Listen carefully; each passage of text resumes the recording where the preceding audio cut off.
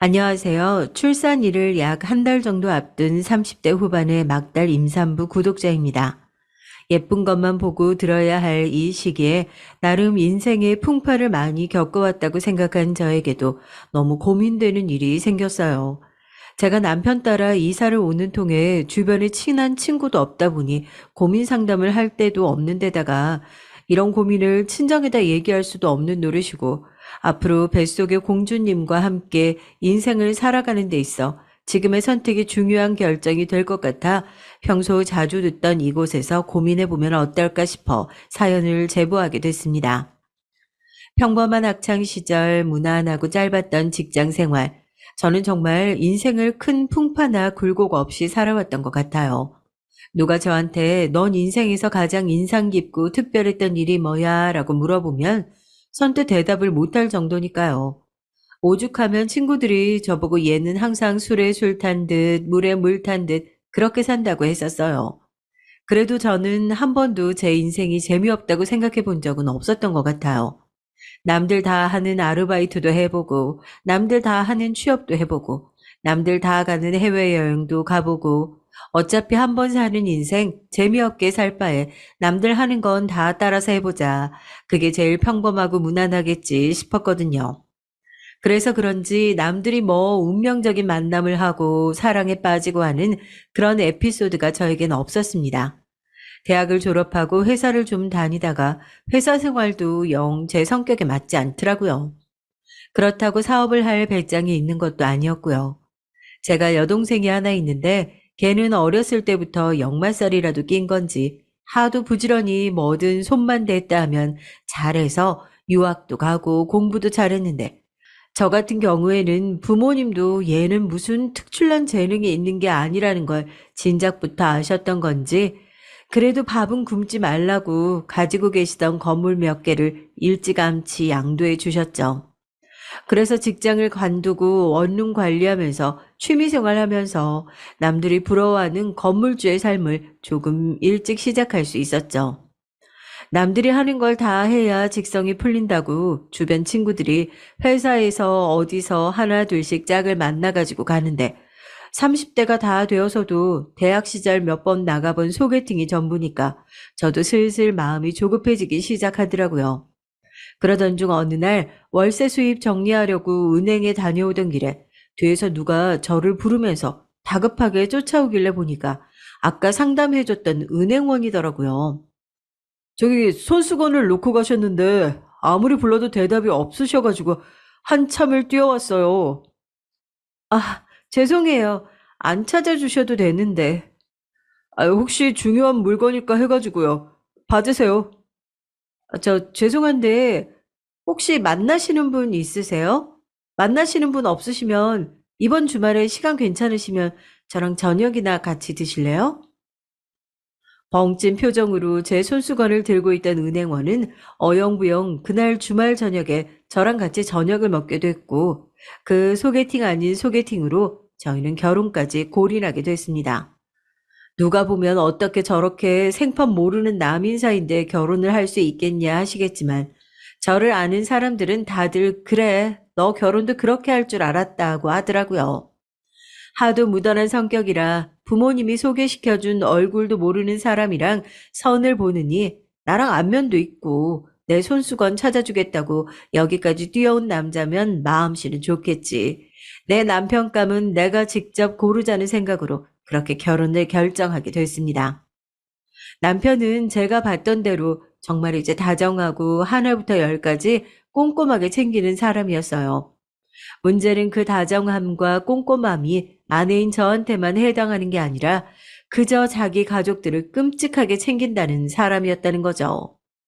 어머님부터 하나뿐인 남동생까지 자기 가족이라면 그저 끔찍하게 싸고 드는 사람이었어요.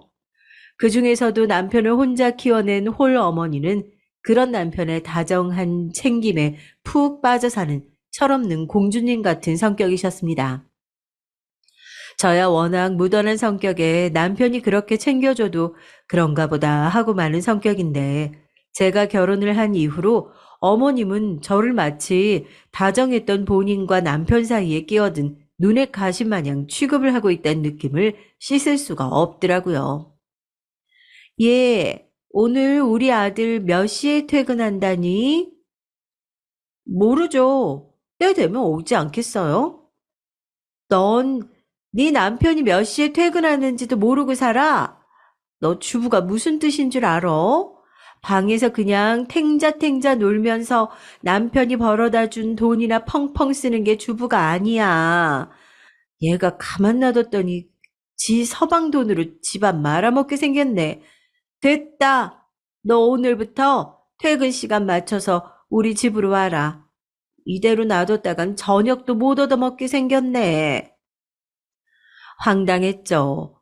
제가 집에서 전업주부를 하고 있는 건 맞지만 남편이 벌어다 준 돈으로 펑펑 쓰는 것도 아니고 오히려 임대소득으로 따지면 제가 더 많을 텐데요라는 소리가 목구멍까지 올라왔지만 괜히 결혼 초부터 시어머니랑 분란 만들어서 피곤한 일 만들기 싫다는 생각에 그 소리를 꾹 삼켰습니다. 그렇게 주에 못해도 3일, 많이는 5일씩 저녁 시간 맞춰서 시댁으로 찾아갔어요. 빈손으로 간 것도 아니죠. 저녁 반찬거리며 반찬들은 제가 물론 바리바리 장을 봐서 가야 했어요. 아들, 이것 좀 먹어봐봐. 우리 아들 좋아하는 고추장아찌인데. 아, 해봐. 얼른 엄마가 먹여줄게. 됐어요. 내가 먹을게. 괜찮아, 엄마. 식사하셔. 너 지금 얘 보는 앞이라고 엄마가 주는 음식도 안 먹겠다 이거야? 툭 하면 그렇게 삐지셔서 눈물까지 그렁그렁 하시는데 아무리 가까운 엄마랑 아들 사이라고 하지만 제가 들러리 된 기분에 시댁만 다녀오면 그날 낮에도 그렇게 기분이 좋고 신혼 초임에도 불구하고 부부관계도 리스에 가까운 수준으로 안 하게 되더라고요. 나 도저히 못하겠어. 내가 아무리 겉으로 보기엔 전업주부라지만 집에서 하루 종일 놀고 있는 것도 아니잖아. 출퇴근하는 것도 아니고 매일같이 이렇게 장 봐서 어머님 댁에 찾아가는 사람이 어딨어? 아유, 엄마가 그동안 나 혼자 키우느라 외로워서 그렇지. 네가 이해 좀 해주면 안 돼? 엄마도 너 들어와서 말동무 생겨서 좋다고 하던데. 무슨 말씀? 어머님 저랑 둘이 있을 땐 정말 말 한마디 안 하세요. 요리 준비하는 동안도 저한테 하시는 말씀이라곤 이게 짜다, 이게 싱겁다 하는 지적질 뿐이고 남편이 퇴근하고 집에 들어오면 얼굴색이 확 바뀌면서 앞치마 메고 남편 팔짱 끼고 콧소리까지 내시면서 이제 오셨어요 하시는데 솔직히 저는 정상으로 보이지 않더라고요. 그래서 나름대로 으름장을 놨습니다. 우리도 신혼부부인데 당신이 기분 나쁠 수도 있겠지만 솔직히 어머님이랑 셋이서 결혼 생활하는 기분이야. 이럴 거면 차라리 그냥 합가를 하겠다고 하지 그랬어. 몸은 몸대로 힘들고 나 그렇게 계속 시집살이 하면서 우리 부부관계는 제대로 할 수 있고 자녀 계획은 제대로 세울 수 있겠어? 당신이 핑계를 대든지 뭘 하든지 간에 잘 말씀드려. 난 더 이상 그 생활을 못하겠으니까. 그렇게 저의 짧고도 혹독한 시집살이가 막을 내리는 것 같았습니다. 마침 그때쯤 남편의 정기 발령 시즌이 겹치게 됐고 집과는 조금 먼 은행으로 발령이 나면서 저희는 자연스럽게 출퇴근을 핑계로 이사를 오게 됐어요. 전보다 시댁과 살짝 멀어지게 되면서 남편도 피곤해서 매일 저녁을 같이 먹는 건 어렵겠다고 자연스럽게 둘러댈 수 있었고요. 어머님도 한풀 꺾이셨는지 주말에만 오라고 하시더라고요. 물론 그 이후에도 이해할 수 없는 어머님의 만행은 계속됐습니다. 저희가 결혼한 지 5개월 차 되던 날이었어요. 퇴근하고 집에 온 남편이 요즘 자기 힘들지 않냐고 간만에 자기가 솜씨 발휘 좀 하겠다며 평소에 하지도 않던 요리를 하겠다고 온 주방을 헤집고 다니길래 불안불안해하고 있었죠. 아니나 다를까 주방 식칼에 손바닥을 살짝 베이는 통에 피가 멎질 않더라고요. 병원이 다 문 닫을 시간이기도 하고 저도 깜짝 놀라서 지금 운전을 하면 안 되겠다 싶어서 얼른 콜택시를 불러줬죠. 그런데 매일 퇴근하고 집에 도착하면 어머님께 안부 전화를 드리던 남편이 연락이 없으니 어머님한테 전화가 먼저 왔습니다. 얘는 아직 퇴근을 못했어? 아, 왜 아직 연락이 없다니? 아, 저 손을 조금 다쳤어요. 칼에 베인 거라 아무래도 꿰매야 할 것 같아서 응급실에 갔어요. 뭐? 뭐 하다 손을 뱄는데? 아, 퇴근하고 집에 들어와서 요리해 준다고 하다가 살짝 뱄어요. 그렇게 심한 건 아니고요. 예. 너 미쳤어? 정신이 있는 애야, 없는 애야? 아니, 무슨 하루 종일 밖에서 일하고 남편 집에 오자마자 또 부려서 그 사단을 만들어. 아우, 내가 미쳐. 어디 병원 응급실이야. 내가 지금 당장 집으로 가마.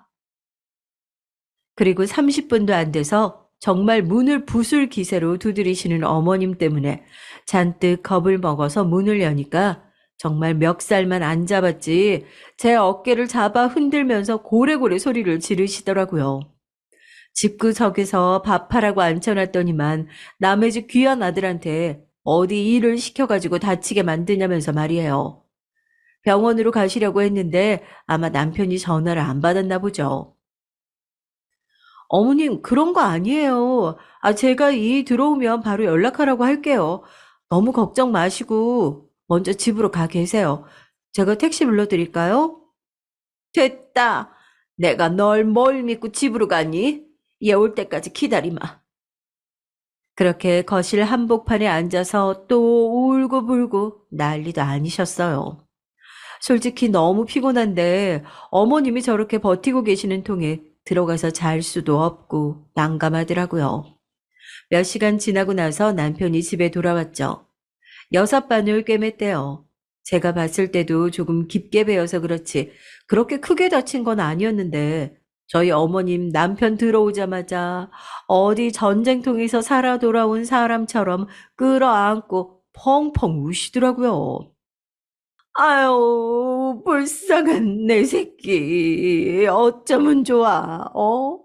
너 집에서 밥은 제대로 얻어먹고 있는 거야? 어? 아유, 내가 얘를 어떻게 금이야, 오기야 키웠는데.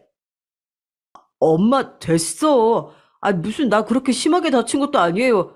여보, 나 저기 차키 좀 꺼내줘. 병원에서도 조심만 하면 운전해도 괜찮다고 했어. 어머니, 모셔다 드릴게요. 가요. 아서라, 너 손 이렇게 생겼는데 운전대는 어떻게 잡으려고 하니? 내 새끼 이 새벽에 응급실까지 가고 얼마나 고생했을까. 아휴, 나 오늘 자고 갈 테니까 그런 줄 알아라. 그리고 남편 손을 잡아 끌고 안방으로 쏙 들어가더라고요. 아들 사랑에 유별나신 건 알고 있었지만 정말 끔찍하다 싶었죠. 저도 너무 피곤했던 터라 더 따질 기운도 없어서 그날도 그렇게 흐지부지 넘어갔습니다. 그런 일들이 한두 번이 아니었어요. 또 어느 날은 주말에 당연히 어머님 댁에 저녁 먹으러 갈 채비를 하고 있었는데 주말에 급하게 출근했던 남편이 데리러 와야 할 시간이 됐는데도 연락 한 통 없더라고요. 어머니, 저희 좀 늦을 것 같아요. 배가 많이 고프시면 먼저 드시고 계세요. 이가 출근했는데 회사 일이 아직 마무리 안 됐나 봐요. 됐다. 애 괜히 재촉하지 마라. 끊어. 그러고 나서 한 20분 있다 남편이 헐레벌떡 집으로 돌아왔어요. 연락을 하려고 했는데 배터리가 다 돼서 연락을 못했다고 그러더라고요. 그래도 약속은 약속이니까 저희도 서둘러서 갔죠. 약속 시간엔 한 1시간쯤 못 되게 늦은 것 같아요. 그래도 늦을 수 있다고 미리 전화도 드렸고, 배고프시면 먼저 식사를 좀 하고 계시라고까지 얘기했으니까 별일 없겠다 했는데, 시댁에 도착해서 문을 열어보니 세상에 소주까지 까고 혼자서 어머님이 술을 드시면서 울고 계시더라고요. 저한텐 괜히 남편 재촉하지 말라고까지 하셔놓고 남편 오자마자 안겨서 울고불고 하시는데 솔직히 어이가 없었습니다. 너 내가 그렇게 바빠? 평일에 보기 힘들다고 해서 주말에 그거 하루 저녁 먹으면서 얼굴 보자는 건데 그게 그렇게 보기 싫어서 버틴 기니? 어머님, 무슨 말씀을 그렇게 하세요? 아이, 그게 아니고 늦는다고 말씀도 드렸잖아요. 듣기 싫다. 얘가 너랑 결혼하기 전에는 한 번도 이런 적이 없었어. 둘도 없는 효자였다고. 집안에 며느리 잘못 들이면 안 된다고 사람들이 그렇게 얘기를 할 때 귓등으로도 안 들었는데 이게 다 사람이 잘못 들어와서 그래. 엄마, 됐어. 아이, 술 그만 마시고 들어가서 주무세요. 이거 봐, 얘 지금 엄마 말도 못하게 막네. 아이고. 진짜 가슴을 치시면서 서럽게 우시는데 답답하고 소름 끼치긴 하지만 어쩌겠어요. 대충 달래드리고 겨우 방에다 눕혀놓고 나왔죠. 집에 돌아가는데 계속 미안하다고 팔을 붙잡는 남편 얼굴을 꼴도 보기 싫더라고요. 내가 뭐가 모자라서 아쉬워서 어쩌다 이런 사람이랑 결혼을 했을까 싶기도 하고 그렇게 집에 돌아가는 내내 한마디도 하지 않고 돌아왔습니다. 그렇게 시집살이를 한 탓인지 결혼하고 부부관계를 아예 하지 않았던 것도 아닌데 저희가 기다리던 아이는 감감무소식이더라고요. 한 해가 다르게 몸이 부쩍 늙어가는 것도 체감되고 더 늦어지면 안 되겠다 싶어서 저도 조바심이 나고 또 저희 시어머니가 가만히 있을 리가 있나요? 왜 애가 들어서질 않냐 어쩌냐 하도 잔소리를 하시는데 저도 그 잔소리 한 귀로 듣고 한 귀로 흘리자 했었는데 사실 가장 조급한 건 저였죠. 제가 길에서 주워온 사람이 그렇게 하자 있는 사람일 줄 누가 알았겠습니까? 정자 활동량이 너무 부족해요. 임신이 어려우실 수도 있겠습니다. 저희가 아예 불임이라는 건가요? 아예 임신이 어렵다는 건 아니고요. 보통 사람들보다 임신이 힘들 수는 있어요. 정자 수가 적게가 아니라 활동성이 부족한 거니까 인공수정 같은 시술 방법도 고려해 보시는 게 좋을 것 같습니다. 기가 막혔죠. 평범하게 결혼하고 평범하게 아이를 낳아 그렇게 살 줄 알았는데 제 인생에 갑자기 난임 진단이라니요. 그것도 제가 아니라 남편 문제로요. 화가 치밀어 올랐지만 남편이 의도해서 생긴 문제도 아니었고 다른 걸 떠나서 그 진단을 받고 남편이 크게 충격받은 모습을 보고 나니 어쩌겠어요. 아무리 밉고 싫어도 가족은 가족인걸요. 방법이 없는 것도 아니고 인공수정도 있다잖아. 조금 힘들 뿐이지만 같이 노력해보자. 우리 그렇게 나이가 많은 것도 아니잖아. 고마워, 여보. 우리 엄마한테는 혹시 비밀로 해줄 수 있을까? 그냥 다른 것도 아니고 엄마도 손주를 엄청 오래 기다리셨는데 이런 소식 들으시면 충격 받으실 것 같아서. 나도 잔소리들을 생각하면 말하고 싶지도 않네요. 별 걱정을 다 한다. 불행인지 다행인지 저는 그렇게 오래 임신 압박에 시달리진 않았어요. 남편과 2살 터울인 도련님이 결혼 소식과 동시에 임신 소식을 알리게 되면서 어머님의 관심은 온통 동서와 뱃속의 아이에게 쏠리기 시작했거든요. 솔직히 그 당시에는 한시름 놓았다 하는 생각도 했었어요. 저 등살이 이제 동서에게 가겠구나 하는 마음도 없잖아 있었거든요. 동서는 저와 달리 활달하고 살가운 성격이라 어머님이 연락도 하기 전에 시댁으로 먼저 열심히 출석 도장 찍는다는 얘기를 전해 들었거든요. 저러다가 어머님 등살 못 이기고 하루라도 안 갔다간 난리가 날 텐데 벌써부터 힘든 일을 자처하는구나 싶어서 걱정도 됐지만 어쩌겠어요. 본인이 그렇게 하겠다는데. 그런데 제 걱정과는 달리 불똥은 오히려 저한테 튀더라고요.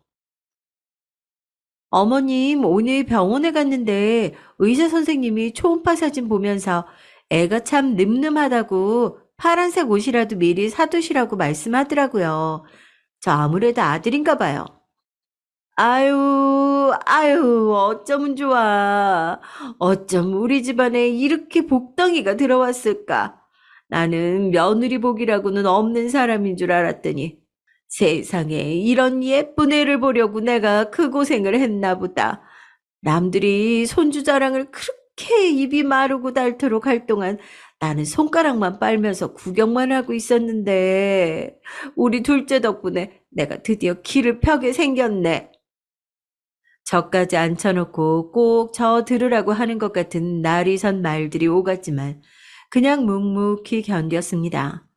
그렇다고 하자가 있는 남편 얘기를 하자니 제발 말하지 말아달라는 남편 얼굴이 어른거리고 그저 동서한테 축하한다고 출산일이 언제냐, 필요한 물건은 없냐 물어보기만 하면서 웃고 말았죠. 자기는 아이만 있으면 된다며 필요한 것 없다고 손사리를 치는 동서를 보면서 한편으로 부럽기도 하고 씁쓸하기도 했었는데 시술을 열심히 받으러 다니니 우리에게도 곧 아이 소식이 생기겠지 하면서 불편한 식사 자리를 넘어갔습니다. 그 일이 있고 나서 며칠 후 남편에게서 갑자기 다급하게 연락 한 통이 왔어요. 여보, 나 갑자기 일이 생겨서 오늘 저녁 부부 동반 모임은 아무래도 당신 혼자 가야 될 것 같은데 괜찮아? 알겠어. 그럼 나도 못 간다고 연락하지 뭐. 부부 동반 모임인데 혼자 가서 뭐해? 회사에 무슨 일 있어? 아니야. 집에 들어가서 이야기하자. 연락할게. 새로운 지점으로 발령받은 이후로는 워낙 일이 많아서 종종 약속을 해놓고도 못 지키는 경우가 많아서 그날도 별로 대수롭지 않게 생각하고 있었는데 늦은 시간 돌아온 남편은 혼자가 아닌 서방님과 함께 집으로 돌아왔습니다. 서방님은 안 보는 사이에 무슨 일이 있었는지 얼굴이 헬쑥해져서 고개도 못 들고 남편 뒤를 따라서 들어오더라고요. 직감적으로 이건 무슨 일이 있다 싶어서 따뜻한 차를 내주고 앉히니 서방님이 차를 앞에 놔두고 눈물을 뚝뚝 흘리더라고요. 곧 이사 가는 상황인데 전세 사기를 당했나 봐.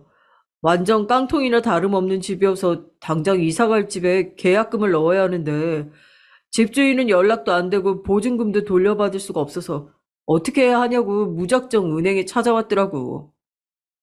형수님, 저는 진짜 길바닥에 나 앉아도 괜찮은데 저희 애랑 마누라가 무슨 죄가 있겠어요. 그 집도 있는 대출 없는 대출 몽땅 끌어 들어갔던 거고 저희 애가 생기는 바람에 결혼식도 급하게 해서 정말 수중에 돈이라고는 한 푼도 없는 상황인데 하루아침에 새 식구가 길바닥에 나앉게 생겼습니다. 정말 딱 한 번만 도와주세요, 형수님. 사람 마음이란 게 참 그래요. 아무리 시댁이 싫고 미운데도 막상 서방님이 앞에 와서 눈물을 뚝뚝 흘리고 있는데 매몰차게 절대 안 되니까 돌아가세요 하고 매몰차게 돌려보낼 수가 없더라고요. 저희가 도와주지 않으면 당장 길바닥에 나앉게 생겼다, 죽겠다고 하는데 어쩌겠어요. 일단 사람 하나 살리고 봐야지. 다행스럽게도 제 동생이 미국 주재원으로 5년 동안 파견 근무를 나가게 되면서 동생이 살고 있던 아파트가 곧 빌 예정이었거든요. 그것도 제 명의로 되어 있는 집이라서 서방님이 펑펑 울고 있는 것을 보니까 그 집이 딱 생각이 나더라고요. 아, 저기 서방님, 제 동생이 해외 근무에 나가서 아파트 하나가 잠시 비거든요. 동생이 돌아오면 비워져야 할 집이긴 하지만 전세 기간이나 마찬가지니까 그 안에 새로 준비한다 생각하시고 다시 잘 해봐요. 전세 사기 건이라고 했죠? 아, 이거 내 친구 명함인데 내일 오후에 한번 연락해 봐요. 나도 미리 연락해 놓을 테니까. 나랑 막역한 친구고 그쪽 분야에서는 꽤 유명한 변호사거든요. 수입료 걱정은 하지 말고 편하게 연락해 봐요. 형수님, 진짜 감사합니다. 제가 평생 은인이라고 생각하고 모실게요. 형수님이 저희 세 식구 다 살리신 겁니다. 정말 감사합니다. 감사합니다. 저 형수님 정말 염치 없는 부탁인 거 아는데, 애기 엄마랑 저희 엄마한테는 비밀로 해주실 수 있을까요? 제가 이렇게 빌겠습니다. 진짜 아무것도 없는 집에 저 하나만 믿고 시집온 애기 엄마, 이런 일로 놀라게 해서 뱃속에 애기라도 잘못될까 봐 걱정돼서요. 저희 엄마는 형수님도 성격 아시잖아요. 저보다 더 난리치실 것 같아서 이렇게 집까지 해주시는 것도 염치 없는데 부탁 좀 드리겠습니다, 형수님. 무슨 말인지 알겠어요. 알아서 잘 해결할 거라고 믿을게요. 걱정하지 말고 형이랑 같이 술이라도 한 잔 편하게 하고 있다 가요. 집 관련해서는 내가 내일 다시 연락할게요. 남편도 그 집에 대해선 전혀 모르고 있었던 터라 제 손을 붙잡고 연신 고맙다며 두 형제가 눈물을 뚝뚝 흘리는데 저도 괜시리 코끝이 찡하더라고요. 그래도 두 형제가 고맙다고 덕분에 살았다고 눈물 콧물 다 빼고 있는데 저도 가족들한테 도움이 되었구나 싶은 마음에 뿌듯하기도 하고 마음이 찡하기도 했습니다. 그렇게 모든 일은 순조롭게 흘러갔어요. 서방님도 제 명의의 아파트에 들어와서 무사히 아이를 낳고 또 친구인 변호사를 소개시켜줬는데 전세 사기 건도 범인을 잡을 수 있을 것 같다고 저한테 연신 감사 인사를 하더라고요. 그렇게 가족들에게 좋은 일을 많이 베풀어서인지 저희에게도 그렇게 기다렸던 아이 소식이 찾아오게 됐습니다. 어머님, 저 오늘 병원 다녀왔는데 임신 5주 차래요. 저 정말 친정 엄마보다 저희 시어머니에게 더 먼저 찾아갔어요.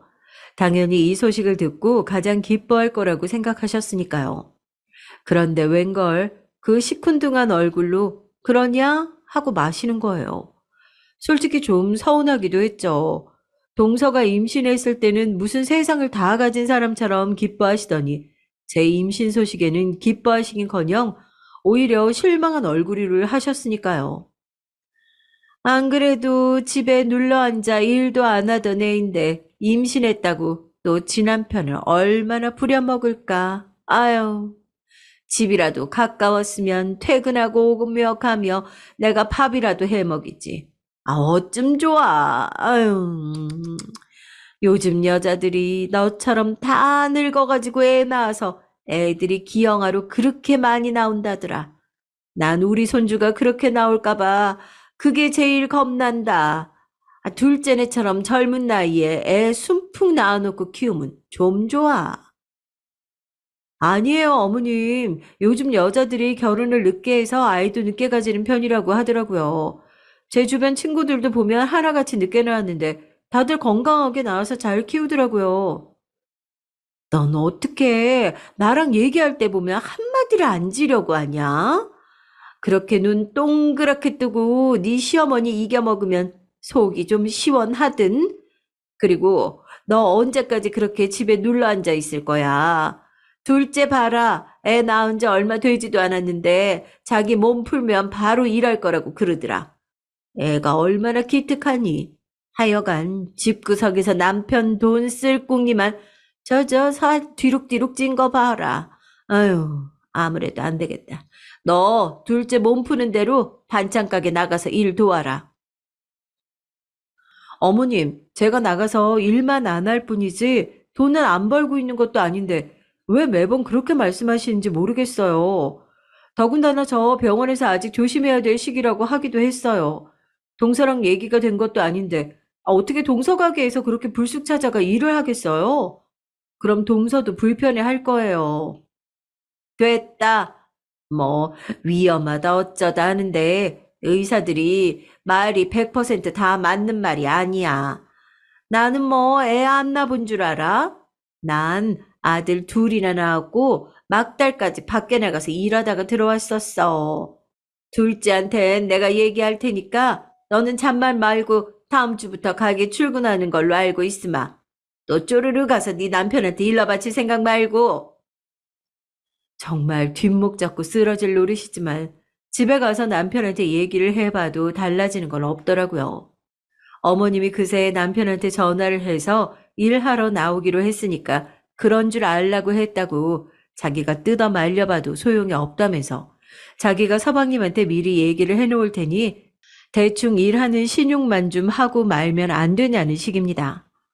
오히려 집안에만 있는 것보다 밖에 나가서 동서랑 말동무라도 하면 스트레스도 덜 받고 좋지 않겠냐고요. 오히려 지금 이렇게 온 가족이 저를 남편 등골 빨아먹는 백수 취급을 하면서 밖으로 등 떠미는 게 스트레스 받는 행동이라는 건 왜 모를까요? 네, 여러분이 봐도 웃기시겠지만 저 울며 겨자 먹기로 그렇게 동선의 가게에 출근을 했습니다. 정말 남편 말대로 동서랑 척진 사이도 아니고 제 사연 아니까 적당히 일하는 흉내만 내다가 들어오면 되겠다 했으니까요. 그렇게 가게로 가니 동서가 어색한 얼굴로 앞치마를 메고 형님 오셨어요 하더라고요. 저도 형식상 뭐 도울 거 있으면 편하게 얘기해야 하니까 안쪽 주방에서 누가 고래고래 소리를 지르더라고요. 네, 어머님이셨습니다. 예, 너는 일찍 일찍 좀 다니지.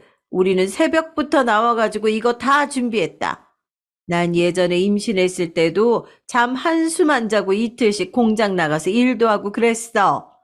너 자꾸 그렇게 잠만 퍼질러자고 하면 뱃속에 있는 애도 푹 퍼지는 거야. 빨리 들어와서 설거지 좀 해라. 반찬 가게 설거지 보신 적 있으세요? 한 번도 없으시죠? 여기저기 그릇에 고춧가루 양념이 묻어있는 통들이 거의 천정까지 높게 쌓여 있는데 눈앞이 아찔하더라고요. 제가 무슨 식모도 아니고 동서도 설거지 해주시는 이모님 조금 있으면 또 출근하신다고 말리는데 저희 어머님 무슨 시집살이 놀이라도 제대로 해보고 싶으신 건지 귀등으로도 안 들으십니다. 예, 너 그 이모한테 한 달에 얼마씩 주니? 집에서 이렇게 놀고 있는 사람 데려다 쓰면 되지. 원래 집안일은 남는 손 빌려다가 쓰고 그러는 거야. 얘가 아무리 살림을 못한다지만 설거지 하나 못하겠어? 그렇게 절 구박하시는 걸로는 성에 안 차셨는지 마침 가게 이모님이 출근하시자마자 저희 어머님 대뜸 나가시더니 저기 사람 구했으니까 내일부터 출근 안 하셔도 됩니다. 하시는 거예요. 동서도 얼마나 황당하겠어요. 어머님 팔을 붙잡고 어머님 이렇게 사람 자르시면 안 돼요라고 우는 소리를 해도 저희 어머님은 마치 본인이 사장이라도 된 것처럼 아셨죠? 아셨죠? 하는데 나중에 얘기 들어보니 가게 이모님도 여기서 오래 일하셨다는데 하도 배신감도 들고 황당하고 기가 차서 그냥 대꾸도 안 하고 바로 나가버리셨답니다. 이제는 본인 집뿐만 아니라 남의 가게에서도 그렇게 횡포 아닌 횡포를 부리기 시작했으니 두 며느리들만 제대로 시집살이가 시작됐죠. 그나마 또 동서는 어머님 생각을 했을 때 젊은 나이에 애도 낳고 애 낳은 지 얼마 되지도 않았는데 나가서 일하는 기특한 며느리였나 봐요. 항상 타겟은 저였답니다. 저희 어머님의 아까도 얘기했지만 어쩜 저 나이 먹고 저렇게 철이 없을까 싶을 정도로 자기 마음에 들지 않는다 싶으면 눈물부터 흘리는 애 같은 성격이세요. 거기에 속아 넘어가는 남편도 참 어이없을 정도고요. 남편뿐이게요. 주변 사람들한테도 어찌나 거짓말을 많이 하고 다니시는지 지겨울 정도입니다. 반찬 가게에 출근한 지 얼마 안 된 때였어요. 그래도 마음씨 착한 동서가 반찬하고 포장하는 일은 힘드니까 카운터만 좀 봐주실 수 있냐고 부탁을 하길래 알겠다고 했죠. 카운터에서 반찬을 계산하고 있는데 처음 보는 아주머니들이 저를 보더니 계산을 하면서 계속 수군거리는 거예요. 아니, 그렇게 안 생겨가지고 어떻게 그래? 그렇게 생긴 사람, 안 생긴 사람 따로 있어. 눈 봐봐. 딱 봐도 표독스럽게 생겼네. 아주머니, 지금 무슨 말씀하시는 거예요? 왜 사람을 앞에 놔두고 그렇게 수군거리세요? 제가 무슨 일을 했다고 그렇게 생겼네, 안 생겼네, 그런 말씀을 하세요? 아니, 왜 나한테 화를 내? 내가 뭐 없는 얘기 했어? 여기 반찬 가게 나오는 자기 시어머니 얘기 듣고 하는 소리야, 나도. 지금 우리한테 이렇게 빠락빠락 승질 내는 거 보니까 알겠네. 자기 원래 전업주부라서 일도 하나도 안 하고 남편 돈만 그렇게 펑펑 쓰고 남편이랑 시어머니 사이 갈라놓으려고 그렇게 사이에서 이간질을 했다며? 아니, 아주머니 그게 무슨 말씀이세요? 저희 어머님이 그런 말을 하셨다고요? 그럼 지금 내가 없는 소리라도 지어냈다는 거야, 뭐야? 그 집 아들이 원래 그렇게 착하고 자기 엄마한테 세상 효자인데 동네에서도 소문이 자자했는데 며느리 잘못 들어오고 나서 집에도 찾아오지도 않고 발길 뚝 끊었다고 오죽하면 시모가 생판 남인 우릴 붙들고 눈물을 뚝뚝 흘리면서 얘기를 했겠냐고. 그렇게 안 봤는데 젊은 사람이 그러는 거 아니야. 진짜 황당했죠. 제가 뭐라고 엄마랑 아들 사이를 갈라놓는답니까? 오히려 신혼부부 집에 툭 하면 찾아와서 난동 피우는 시어머니 덕에 부부 사이가 갈라졌다면 또 몰라도요. 그래도 동선의 가게이기도 하고 여기서 손님이랑 싸워봤자 더 좋을 것도 없겠다 싶어서 그냥 대충 그런 거 아니다. 뭔가 오해하신 게 있는 것 같은데 저 그런 사람 아니다 얘기하고 손님들을 돌려보냈습니다. 형님, 괜찮아요? 아니, 어머님은 왜 그런 얘기를 하셔가지고. 마침 또 뭔가 기분 좋은 일이 있으신지 콧노래까지 부르면서 어머님이 들어오시길래 저도 잔뜩 화가 나서 앞치마까지 벗고 어머님한테 다가갔어요. 그리고 대뜸 물었죠. 어머님, 요즘 가게 찾아오시는 손님들한테 제 욕하고 다니세요? 하고요. 여기서 저희 어머님 두 번째 건법이 나옵니다. 모르쇠 전법이요. 아니 얘가 일 도와주러 나온 지그 시어머니를 아주 쥐잡듯이 잡으면서 뭐? 야, 내가 왜 네 욕을 하고 다녀? 너나 내 욕하고 다니면 또 몰라. 가게 오신 손님들이 어머님이 오시면서 제 욕하셨다고 저한테 말씀하고 가셨어요. 동서 이리 와봐. 동서도 아까 분명 그 얘기 들었지? 네? 아, 네. 듣기는 했는데.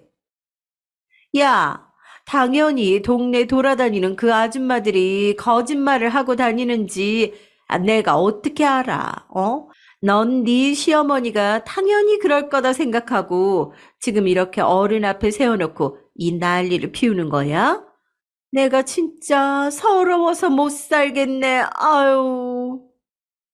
그러더니 또 가게 바닥에 주저앉아서 엉엉 소리를 내면서 울기 시작하는데 동네 사람들이 무슨 일인가 하고 창문에 달라붙어서 구경하죠. 무슨 애도 아니고 본인 맘에 안 들면 저렇게 눈물부터 쏟는데 저랑 어머님 싸우는 통에 괜히 동서 가게 손님까지 떨어질까봐 그게 걱정돼서 또 달래고 일으키고 이건 무슨 시어머니를 모시는 게 아니라 애를 키우는 기분이더라고요.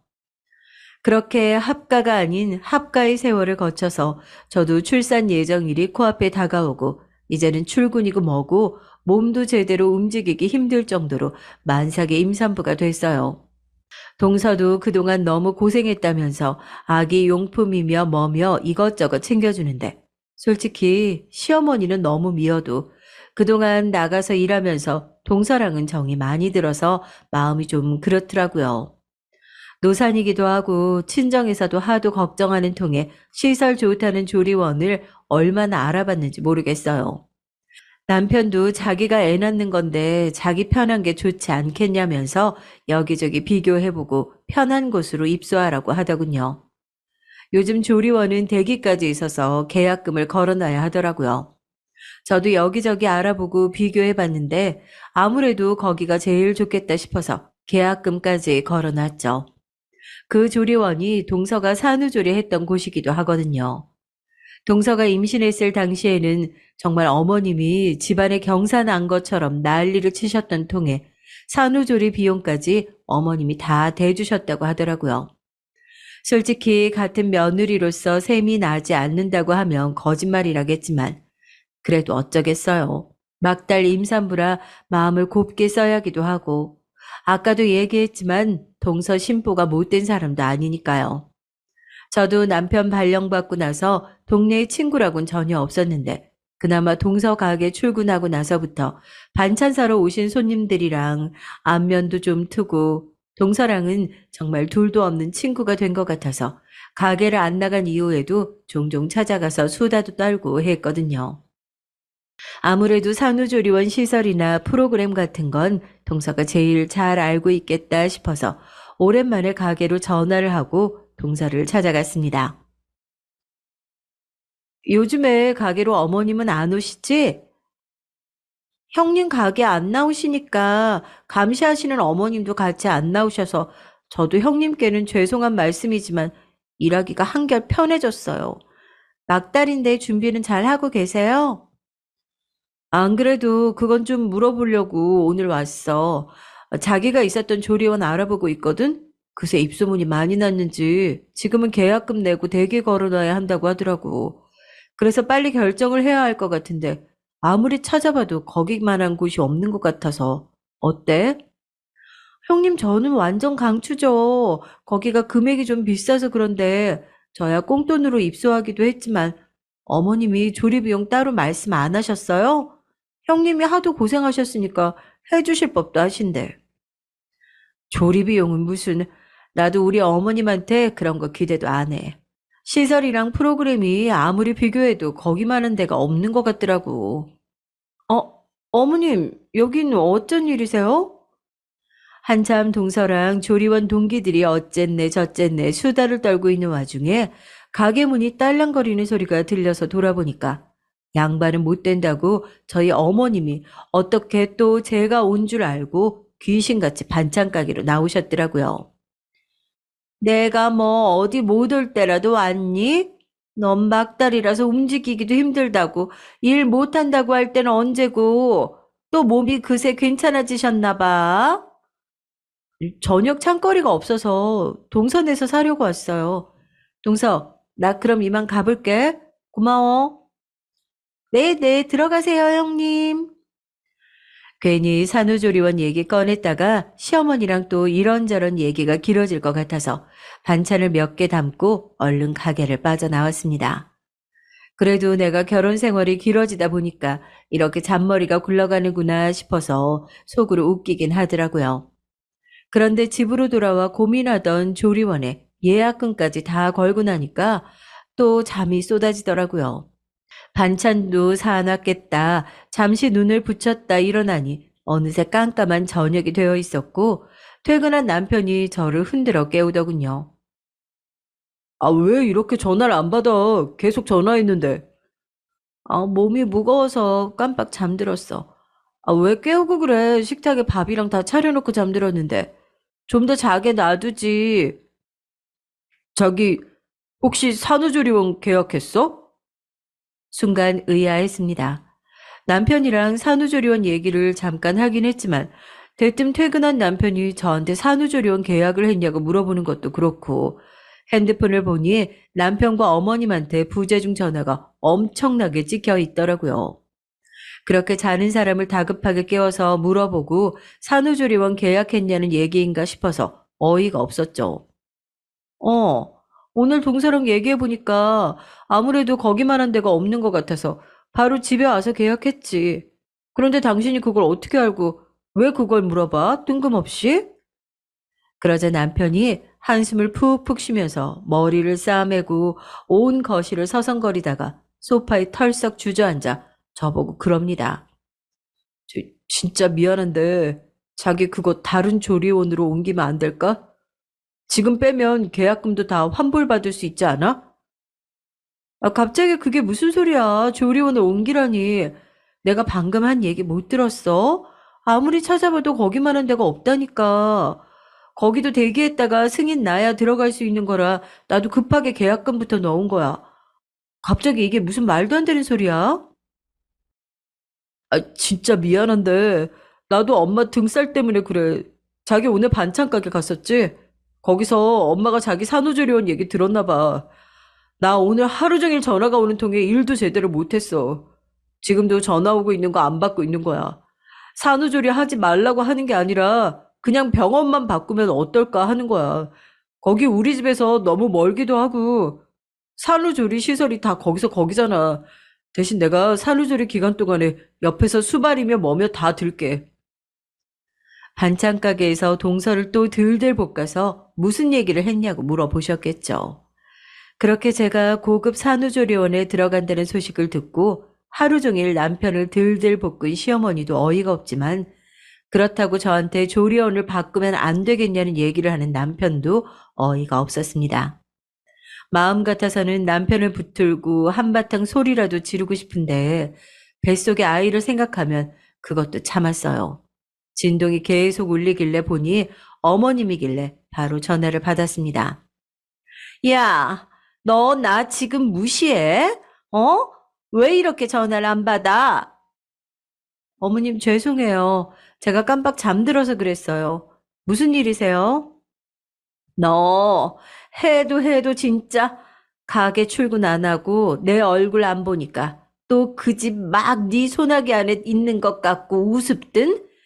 네가 벌어봤자 얼마나 벌고 또 돈 아깝고 귀한 줄 모르고 어디 그 돈을 주고 산후조리원에 들어간다고. 그리고 넌 그런 중요한 일이 있는데 나랑 상의하고 한마디 없이 그걸 결정해? 넌 네 시어머니가 아주 종이로 보이냐? 어머니, 저 지금 배가 너무 아프고 스트레스 받아서 그래요.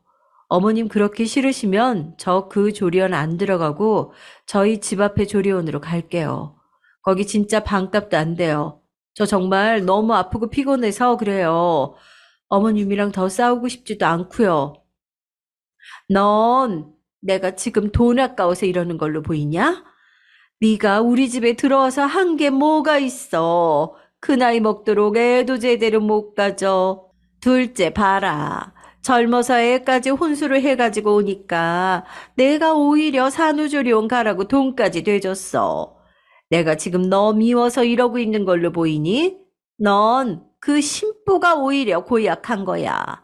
어떻게 된 게 남편이 하루 종일 밖에 나가서 고생하고 들어오는 걸 보면 내가 하나라도 더 해서 먹여야지 할 생각은 안 하고 지 동서 반찬 가게에서 쪼르르 와가지고 반찬 사갈 생각을 하질 않나. 나였어 봐라. 친정이든 시댁이든 아이고 어머니 하면서 애 좀 봐달라고 그렇게 부탁을 해서라도 산후조리원 안 들어가고 말겠다. 지금도 어떻게든 바득바득 이겨먹고 싶어가지고 어머님이 그렇게 싫으시면 제가 싸구려 조리원으로 갈게요. 얘가 나랑 말장난하는 것도 아니고. 왜 정말 화가 나면 머릿속에 이성의 끈이 툭 끊어진다고 하잖아요. 제가 딱 그런 심정이었습니다.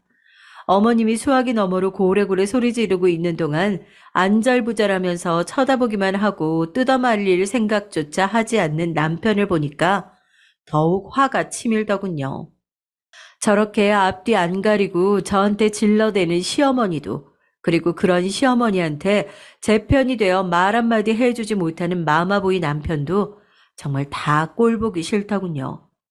차라리 결혼을 시키지 말고 본인이 꼭 끌어안고 사시던지, 왜 한치 건너서 바라보지도 못할 거 결혼을 시켜서 한 여자의 인생을 무너뜨려야 속이 시원하신지 전 이해가 안 됐습니다.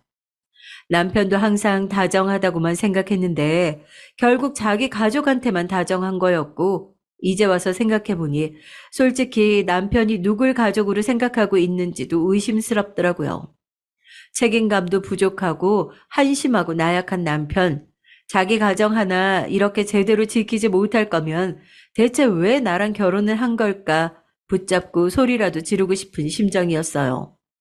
저는 전화를 끊고 괜찮냐며 제 팔을 붙잡는 남편을 뿌리치고 얘기했죠. 야, 내 뱃속에 있는 게 남자식이니? 네 자식이야. 너한테 문제 있어서 여태까지 애 하나 갖는 게 이렇게 힘들었는데 왜 나한테 여태 애 하나 못 가졌냐고 이렇게 구박받으면서 살아야 돼? 산후조리원 하나 가는 것까지 눈치 보면서 살아야 되냐고. 너네 엄마는 너 문제 있는 거 아시니? 네가 죽을 때까지 비밀로 해달라고 그래서 내가 그것도 비밀로 해줬지. 그래서 너 나한테 뭐 해줬어? 내가 그 비밀 지킬 동안, 내가 니네 엄마한테 그렇게 말로 두드려 맞는 동안 네 가족이라고 니네 엄마 편만 들었던 거 아니야. 내가 너한테 조리원 가는 돈 보태달라고 한 적 있어? 뭐가 있어? 내가 낮에 세입자들 싫은 소리 다 들어가면서 받은 월세 모아서 내가 들어가겠다는데 니네 가족이 뭔데 난리야. 여보, 진짜 미안한데 진정하고 내 말 좀 들어봐. 미안한데 그 소리도 이젠 진절머리가 난다. 미안한데 말만 하지 결국 하고 싶은 대로 다 했잖아. 나 이제 더 이상은 이렇게 못 살겠어. 애 때문에 같이 살기엔 너 같은 아빠 밑에서 클 내 애가 불쌍하다. 니네 동생한테도 지금 전화해. 내 집 당장 비우라고. 그 아파트도 나도 내 가족이라고 생각해서 베풀었던 호의야. 이제 아무 사이도 아니니까 그럴 필요도 없지. 내 동생 지금 다시 한국 들어온 지 꽤 됐는데 내가 니네 동생 부부 사연 딱 하고 안타까워서 아무 얘기도 안 하고 있었던 거야. 난 내 할 말 다 했으니까 알아서들 해. 그렇게 문 쾅 닫고 안방에서 저도 한참을 울었습니다. 남편이 어머님과 통화하는지 바깥이 시끄럽더라고요. 화가 나서 다 때려치우자고 지르긴 했는데 막상 잔뜩 불러있는 배를 보니 막막하기도 하고 내일 눈을 뜨고 나면 죽이 되든 밥이 되든 친정에 가서 상의를 해봐야겠다 생각으로 잠에 들었어요. 다음날 거실에서 시끄러운 소리가 들려 밖으로 나가보니 온 시댁 식구들이 다 모여 있더라고요. 아직 잠도 덜 깬 상태로 나가니 어머님이 달려들어 제 머리채를 잡고 온 식구들은 그걸 뜯어 말리고 난리도 아니었습니다. 네가 뭔데 우리 아들 이혼남으로 만들려고? 네가 뭔데 이 건방진 게? 제발 그만 좀 해. 남편이 어머님을 겨우 뜯어놓으니 이번엔 서방님이랑 동서가 울면서 제 앞에서 무릎을 꿇고 싹싹 빌더라고요. 솔직히 서방님이 무슨 죄인가 싶겠지만 뒤에서 분이 풀리지 않아 씩씩거리며 도끼 눈을 뜨고 쳐다보는 시어머니만 보면 이 집 식구들과는 두 번 다시 엮이고 싶지 않다는 마음뿐이었습니다. 그래, 이혼해. 이혼하라고. 우리 아들이 얼마나 잘났는데 너까지 거 하나 없어도 좋은 여자 새로 만나서 잘 먹고 잘 살 수 있어. 넌 아주 끝까지 나갈 때까지 온 집안 식구들 모아놓고 유세란 유세는 다 떠는구나. 네 뱃속에 있는 건 딸내미라서 어차피 재산도 안 된다. 괜히 집에 놓고 가서 우리 아들 발목 잡을 생각일랑 하지 말고 그거 데리고 어디 안 보이는 데로 가버려. 너네 뭘 잘못했다고 무릎 꿇고 있어? 엄마, 제발 조용히 좀 해. 형수님, 진짜 죄송해요. 저희 엄마가 워낙 생각이 없이 말하는 건 형수님도 잘 아시잖아요. 제발 노염 좀 푸시고 저희가 엄마 모시고 나갈 테니까 한 번만 다시 생각해 주세요. 형수님이 평생 저희 엄마 안 보고 살고 싶다고 하시면 저희가 그렇게 할게요. 형이 진짜 어제 울고불고 전화 왔어요. 시어머니는 거실에서 소리를 지르면서 당장이라도 다시 제 머리채를 뜯을 기세로 소리를 지르고 남편은 그런 시어머니를 뜯어 말리고 있고 서방님과 동서는 무릎 꿇고 앉아서 싹싹 빌고 가관도 그런 가관이 없더라고요. 쟤가 뭐라고 그렇게 난리야?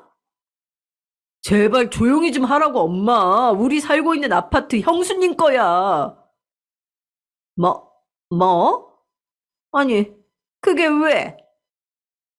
왜요? 그렇게 무시하던 며느리가 아파트 몇 채씩 가지고 있는 건물주라고는 생각도 못 하셨나 봐요. 다들 엄마 무서워서 쉬쉬하고 있으니까 이 사단 났다고는 생각도 안 해요. 내가 보기엔 어머님이나 서방님이나 당신이나 다 똑같은 사람들이야. 전 이제 이 집안 식구들이라고 하면 치가 떨리네요. 더 이상 말 섞고 싶지도 않고요. 내 마음 바뀔 일도 없고 더 이상 얘기하고 싶은 마음도 없어. 내 집은 포장이사 불러서 우리 집으로 보내던지 아니면 싹 다 갖다 버리든지 알아서 해. 이혼 서류는 나중에 보낼 테니까 험한 꼴 보기 싫으면 알아서 도장 찍고. 이렇게 문을 쾅 닫고 나와서 친정으로 돌아온 지금이 딱 일주일째네요. 시어머니는 이제야 개과천선을 하신 건지 아니면 돈이 아쉬운 건지 장문의 카톡으로 구구절절 사과를 하시고 남편은 자기가 너무 늦게 깨달았다면서 울며 불며 매달리고 있는 중이에요. 저도 솔직히 뱃속의 아이를 생각하면 이 이혼 계속해야 되는지 고민도 되지만 저희 아이의 행복을 위해서 하루라도 빨리 시댁 식구들과의 연을 끊어내는 게 맞나 싶기도 하네요. 사연을 듣고 계신 구독자 여러분은 어떻게 생각하시나요? 저 앞으로 어떻게 살아야 할까요? 안녕하세요. 사람 사이의 교류가 점점 줄어가는 오늘날 우리는 더욱 서로의 이야기에 귀 기울이지 않는 것 같습니다. 그런데 이렇게 인터넷으로 각자의 사연을 전하고 들으면서 살아가는 이야기를 접할 수 있는 게 참 뜻깊은 것 같습니다. 저에게도 가까운 이에게 털어놓긴 너무나 길고 깊은 사연이 있어서 이렇게 긴 글을 남겨봅니다. 끝까지 읽어봐 주시길 바랄게요. 저는 이제 갓 60대의 반을 넘기며 삶의 여유를 찾아가는 중인 여성입니다. 요즘은 이전까지 못 다녔던 여행을 가거나 혼자 글을 써보고 약소하게나마 운동도 시작하면서 하루하루 헛되이 보내지 않기 위해 노력 중이네요. 그러다 여기까지 사연을 보내게 된 거겠죠. 이렇게 혼자만의 여유를 갖게 된 건 사실 오래되지 않았습니다. 한때는 저에게도 남편이 있었고 딸이 있었고 이끌어가야 할 가정이 있었거든요. 저는 한쪽 팔이 없습니다.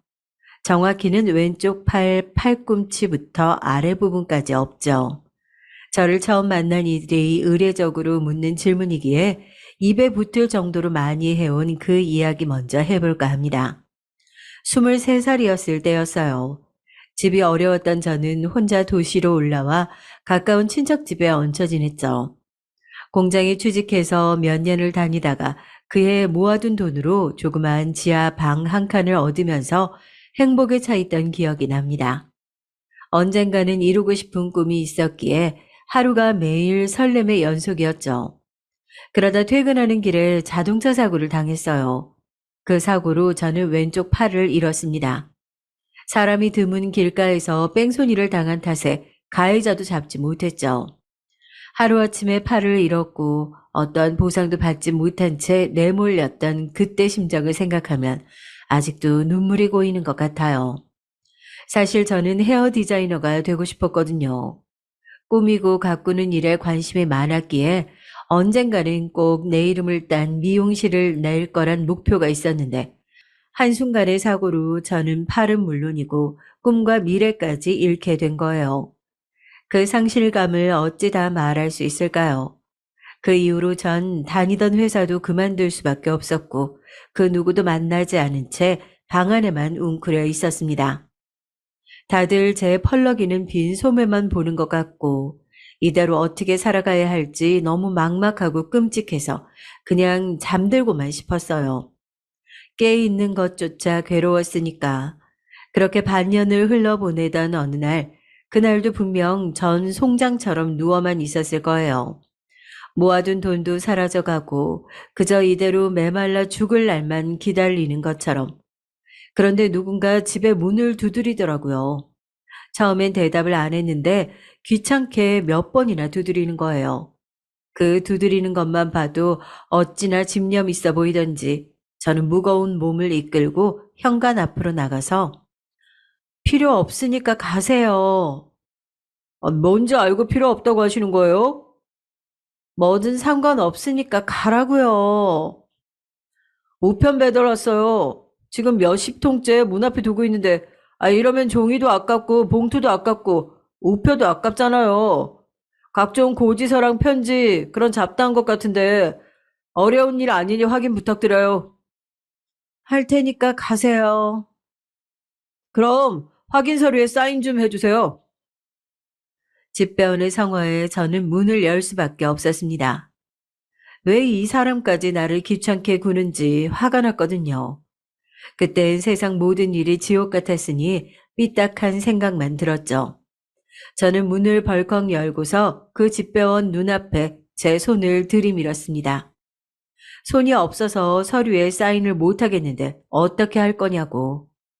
당황할 줄 알았던 집배원은 저를 가만히 보더니 아무렇지 않게 제 오른손을 가리키면서 그 손은 멀쩡한데 왜 못하냐고 그러더라고요. 왼손잡이면 오른손으로 살아가는 법을 배우라고 덧붙이면서요. 그렇게 처음 만났던 그 우편 배달원은 훗날 저의 남편이 됐습니다. 깊숙한 지하 끝에 살고 있던 저에게 처음 손을 내밀어준 사람. 왼손 하나 붙잡고 삶 전부를 비관하던 저에게 다가와 세상 밖으로 이끌어준 사람이었죠. 맨 처음엔 집 밖으로 한 발짝도 안 나오던 저에게 때마다 우편을 핑계로 찾아오곤 했어요. 전 이 사람이 왜 이러나 싶었죠. 나 같은 사람에게 왜 이렇게 잘해줄까 하고 당시 남편 말로는 처음엔 제가 했던 말이 이상하게 마음에 남아서 자꾸 신경 쓰였대요. 연민의 감정이 점차 관심으로, 관심이 사랑으로 이어지게 됐고 저도 그렇게 천천히 다가와주는 다정한 남편이 고맙고 좋았습니다. 그 당시 저에겐 연민의 감정조차 사람의 온기로 느껴졌었거든요. 그 사람을 만나며 한순간도 후회한 적 없었어요. 어렴풋이 스쳐가는 기억들이지만 유일하게 선명한 순간이 있다면 아마 그거일 거예요. 당시 저는 교통사고로 인한 충격으로 차를 무서워하고 있었거든요. 그래서 남편이 늘 자전거를 태우고 저를 데리러 왔던 기억이 나요. 뒤에서 한 손으로 잡고 가는 제가 불안해서인지 항상 천천히 자전거를 몰곤 했었죠.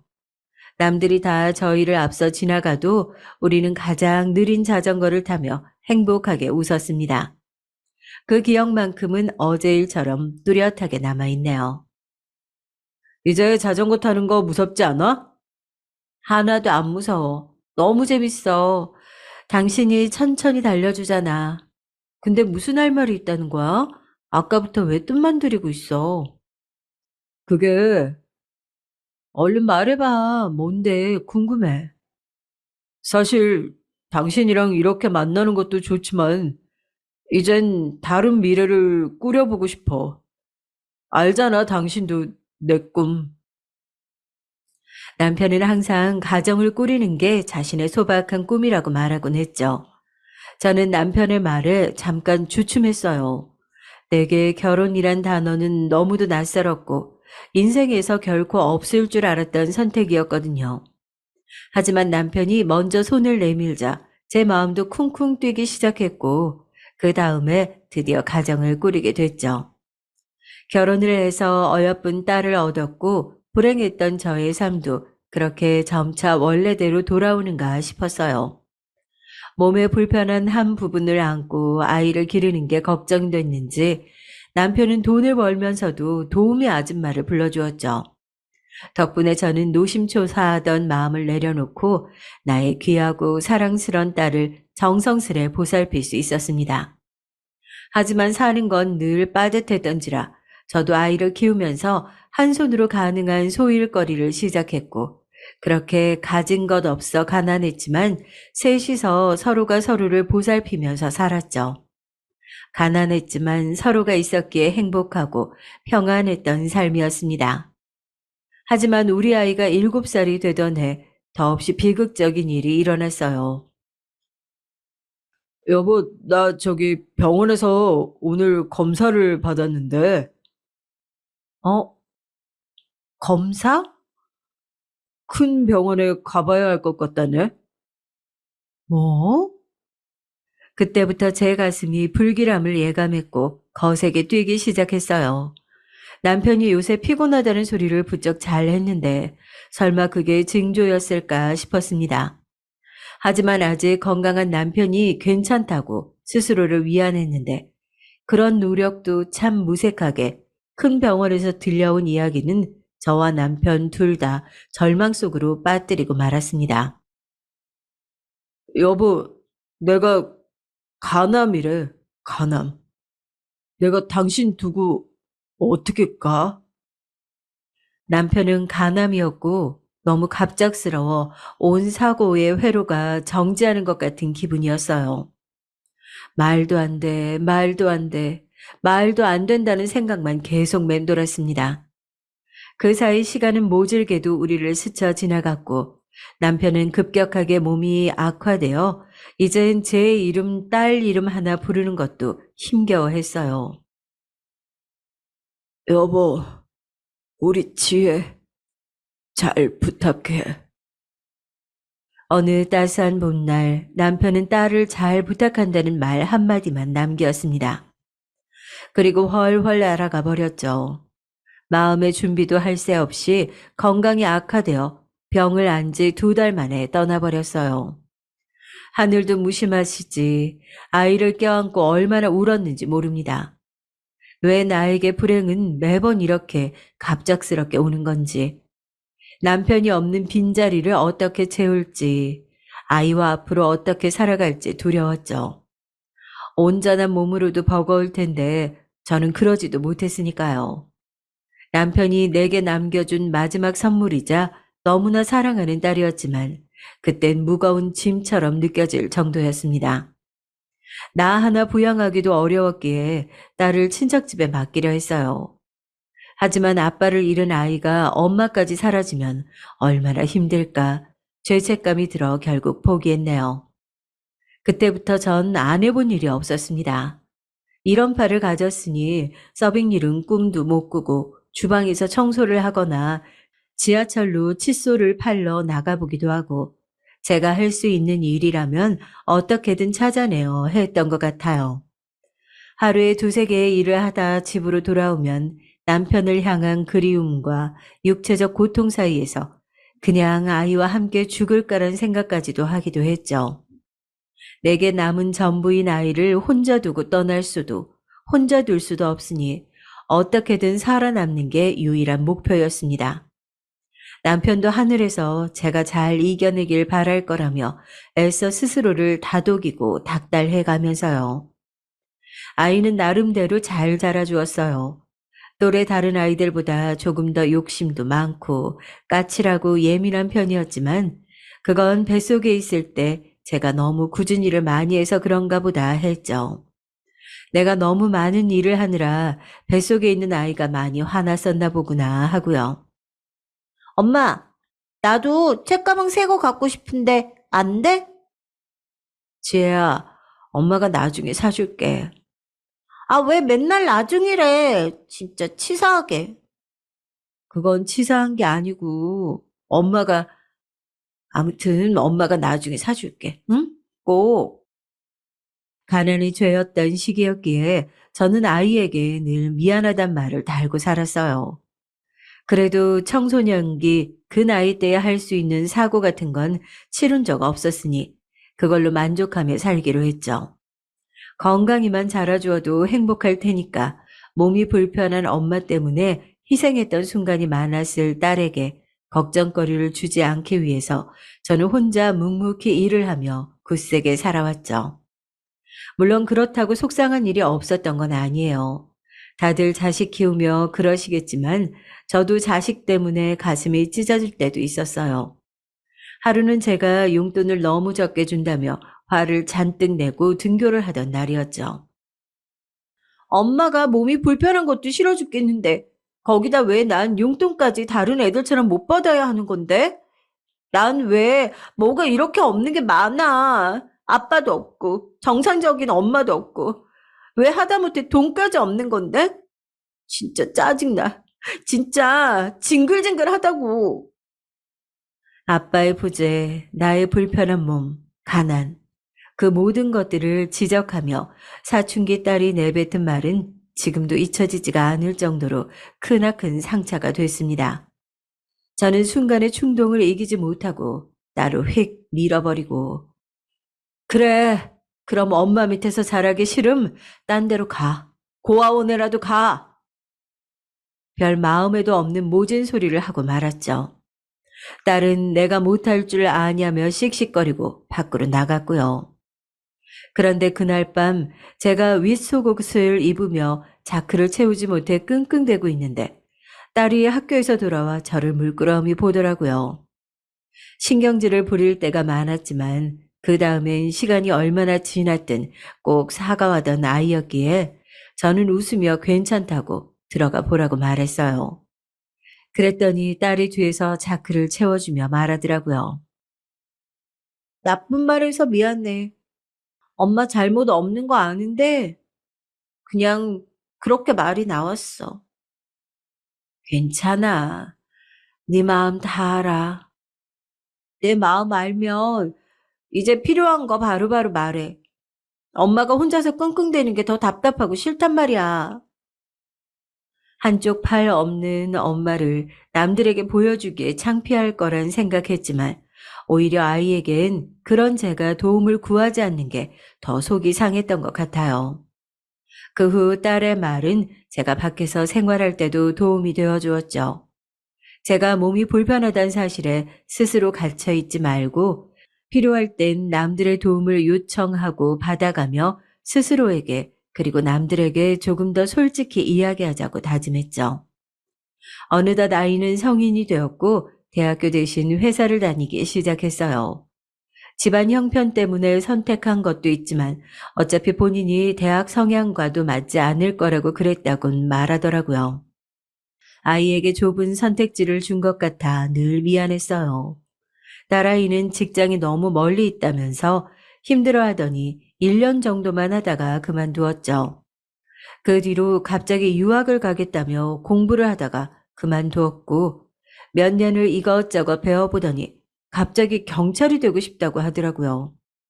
오랫동안 시험 준비를 해야 하는 일이라서 자기가 모아둔 돈 외에도 조금만 더 도와줄 수 없냐게 알겠다고 했습니다. 당시 전 지하상가에서 옷장사를 하고 있었어요. 딸의 공부를 위해서 가게를 더 작은 곳으로 옮기고 일하는 시간을 더 늘리면서 쉬는 시간엔 다른 가게 커피 배달을 가면서 돈을 모아갔죠.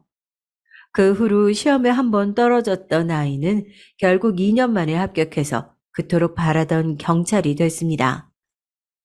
처음에 딸은 너무나 좋아하면서 앞으로 빚진 거 전부 차근차근 갚아 나가겠다고 하더군요.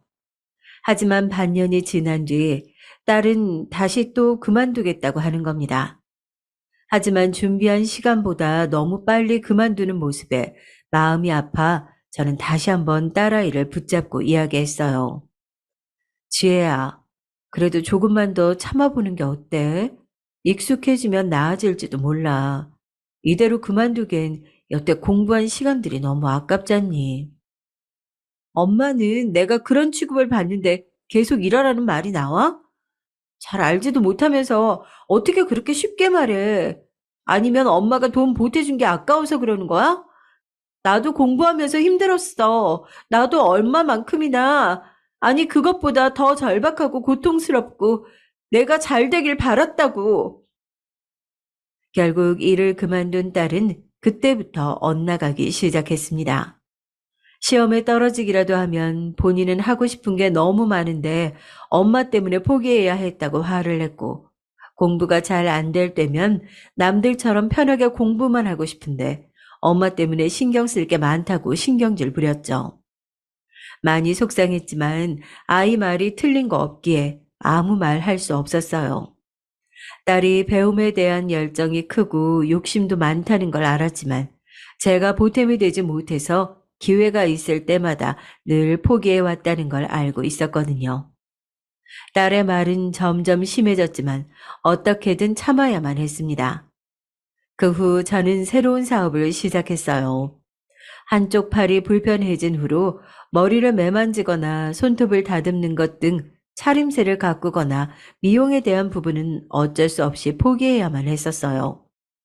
하지만 일상생활에서의 기본적인 부분은 정말 괴롭더라고요. 예를 들면 아까 이야기한 속옷의 자크를 채우는 그런 일 같은 거요. 발까지 움직여가며 우선 간신히 채우고 몸 위로 밀어 넣어서 착용해야만 했거든요.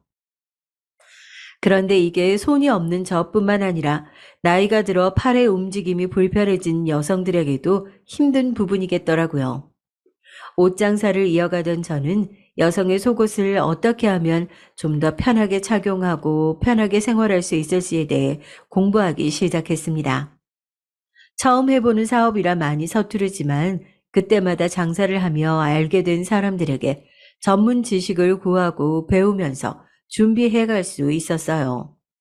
그리고 서투르고 부족한 솜씨로 남아 제가 디자인한 속옷을 출품할 수 있게 됐죠. 하지만 사업을 아무나 하는 게 아닌 것인지 반응은 좋지 않았습니다. 반응이 나쁘다기보다는 오히려 관심이 부족했던 것이겠죠. 유명 디자이너나 사업가, 브랜드의 것도 아니고 그저 거리에서 장사나 하던 아줌마가 만든 것이니 사람들이 보기엔 얼마나 형편없어 보였을지 대충 예상은 갔습니다. 심지어 저는 한쪽 팔이 없는 장애인이었으니까요. 하지만 포기할 수는 없었어요. 아이도 다 컸고 이제껏 가정만 생각하며 안전한 길만 선택해왔기에 이젠 저를 위해 도전을 하고 싶은 마음이 컸거든요. 그런데 딸의 눈에는 그게 마음에 들지 않았나 봅니다.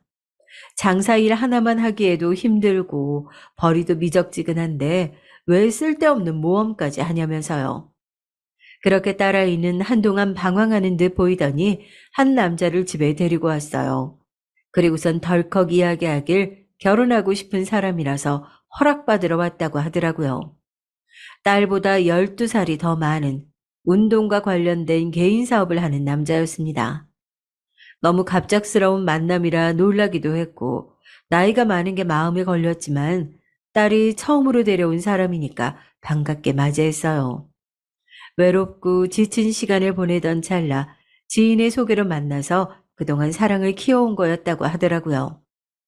어린 나이에 벌써부터 결혼을 생각하는 게 이르지 않을까 잠시 고민이 됐는데 딸이 그러더라고요. 모르겠어. 내 기억 속엔 없지만 아빠 같은 사람이야. 아빠가 있었다면 이렇게 다정하지 않았을까? 그런 사람. 설령 마음에 안 드는 부분이 있어도 이해해줬으면 좋겠어.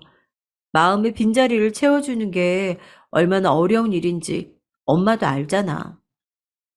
저도 힘든 시기에 만난 사람이 얼마나 큰 위로가 되는지 경험해 본 적이 있기에 별 다른 건 묻지 않았어요. 그리고 지금 이렇게 정착하는 게 불안한 아이에게 더 도움이 될 거라 생각했죠. 딸이 데려온 그 남자는 전에 들은 적 없는지 처음 제 팔을 보고선 흠찍 놀라는 듯 했지만 이내 표정을 감추고 말했습니다. 지혜, 아무것도 안 가져와도 됩니다. 그냥 저한테 몸만 와서 고생 한 번 없이 사모님 소리 들으며 살게 하는 게 목표예요. 그렇게 만들 자신 있고요. 잘 살겠습니다, 어머니. 뭘 믿고 그렇게 장담하는지 모르겠지만 호기롭게 이야기하는 모습이 왠지 마음에 들더라고요. 가진 거 없는 집안인 거 알고서 고생시키지 않겠다 말하니 그 점도 고마웠고요. 저는 흔쾌히 결혼을 허락했고 그렇게 준비를 시작했습니다. 문제는 그때부터였어요. 곧잘 준비하는 듯 했던 아이에게서 갑자기 전화가 걸려온 겁니다. 엄마, 혹시 나 돈 좀 빌려줄 수 있어? 얼마가 필요한데? 한 2억 정도만 빌려줄 수 있어? 뭐라고? 2억? 어, 결혼 자금이 필요해서 나한테 그 정도는 해줄 수 있지? 엄마도 모아둔 거 있을 거 아니야. 나중에 다 갚으면서 살게, 응? 아니, 내가 그 정도 돈이 어디 있니? 너 결혼 자금으로 모아뒀지만 기껏해야 1,000, 2,000이야. 그걸로 어떻게 결혼을 해? 집도 사고 식도 올려야 하고 혼수에 뭐에 들어갈 돈이 얼만데 하나뿐인 딸이 결혼하는 건데 이것도 못 해줘? 아니 그쪽에서 집이랑 혼수 해온다는 거 아니었어? 아니야. 팔려가는 것도 아니고 어떻게 진짜로 아무것도 안 해가. 그렇게 안 해가면 결혼해서도 눈칫밥 보인다고. 나는 자기가 팔려가는 결혼이라며 계속해서 2억을 달라고 요구했어요.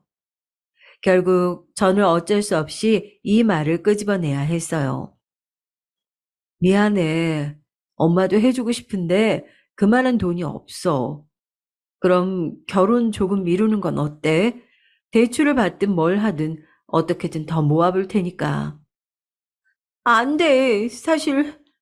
사실 그 사람 사업이 조금 어려워. 내가 도와줘야 할 것 같아. 이번 거만 잘 해결되면 그 다음에는 아무 문제 없대. 새 가게 내려고 그러는데 투자가 좀 어려워서 그래. 정말 좋은 사람이야, 엄마. 좀 도와주라. 그럼 더더욱 안 돼. 아, 네가 무슨 수로 그걸 도와줘. 결혼은 다시 생각해 보는 게 좋을 것 같다. 싫어. 포기하는 거 지긋지긋해. 항상 이런 식이잖아. 엄마가 도와달라고 할 때마다 난 매번 나섰는데 정작 엄마는 날 도와준 적이 없다고. 알아? 엄마를 위해 팔 하나를 더 갖고 살아야만 했는데 그래서 나도 정상이 아닌 채로 살아왔는데 어떻게 이래? 지혜야, 엄마 말 좀 들어봐. 안 되겠다. 그냥 이런 집구석에선 그냥 사라지는 게 나을 것 같아. 어차피 엄마는 나 없이 잘 살 수 있잖아. 그러니까 이제 다신 찾지 마. 그 말만 남긴 채 딸은 그대로 집을 나갔어요. 호련히 떠난 딸의 빈자리를 보며 저는 황망한 심정을 감출 수가 없었습니다. 내가 부족해서, 부족한 집에서 살게 해서 그런 걸까? 죄책감이 들다가도 내 마음도 몰라주고 모진 말만 하는 딸이 야속하기도 하고, 그렇게 몇 달 동안은 복잡한 마음으로 괴로워했어요. 뒤늦게 딸을 찾으러 나섰지만 이미 그 남자와 떠난 모양이더군요. 전 또 다시 혼자 남게 됐고 자책감과 그리움, 원망, 외로움들이 뒤섞여 하루를 살아내기가 너무 힘들었습니다. 그래서 술을 마시기 시작했어요. 술을 마셔야 잠이 들 수 있었고 술 없이는 눈물을 참아내기가 힘들었거든요. 지금 저를 들여다봐 줄 수 있는 게 술밖에 없다는 생각에 더더욱 매달렸던 것 같습니다. 그리고 술을 마시면 딸이 했던 말들이 떠오르곤 했는데 엄마가 필요 없단 그 말이 참 너무도 아프더라고요. 아무리 그래도 어떻게 저를 키워준 나한테 그럴 수가 있나. 부족한 엄마라도 그렇지 딸아이를 원망하는 마음도 샘솟곤 했습니다. 그렇게 매일 취기로 잠든 지 몇 달이 지났을 때쯤 누군가 다시 또 집 문을 두드렸어요. 현관을 향해 비틀대며 걷는데 술에 취해 있어서 그런 건지 벼랑 끝에 있어서 그런 건지 오만 생각이 들더라고요. 딸이 다시 돌아온 걸까? 나를 용서하고 또 용서를 구하기 위해 돌아와 준 걸까? 아니야. 사실 과거 남편을 처음 만났던 때로 돌아간 건 아닐까? 저 문을 열면 남편의 얼굴이 있을까?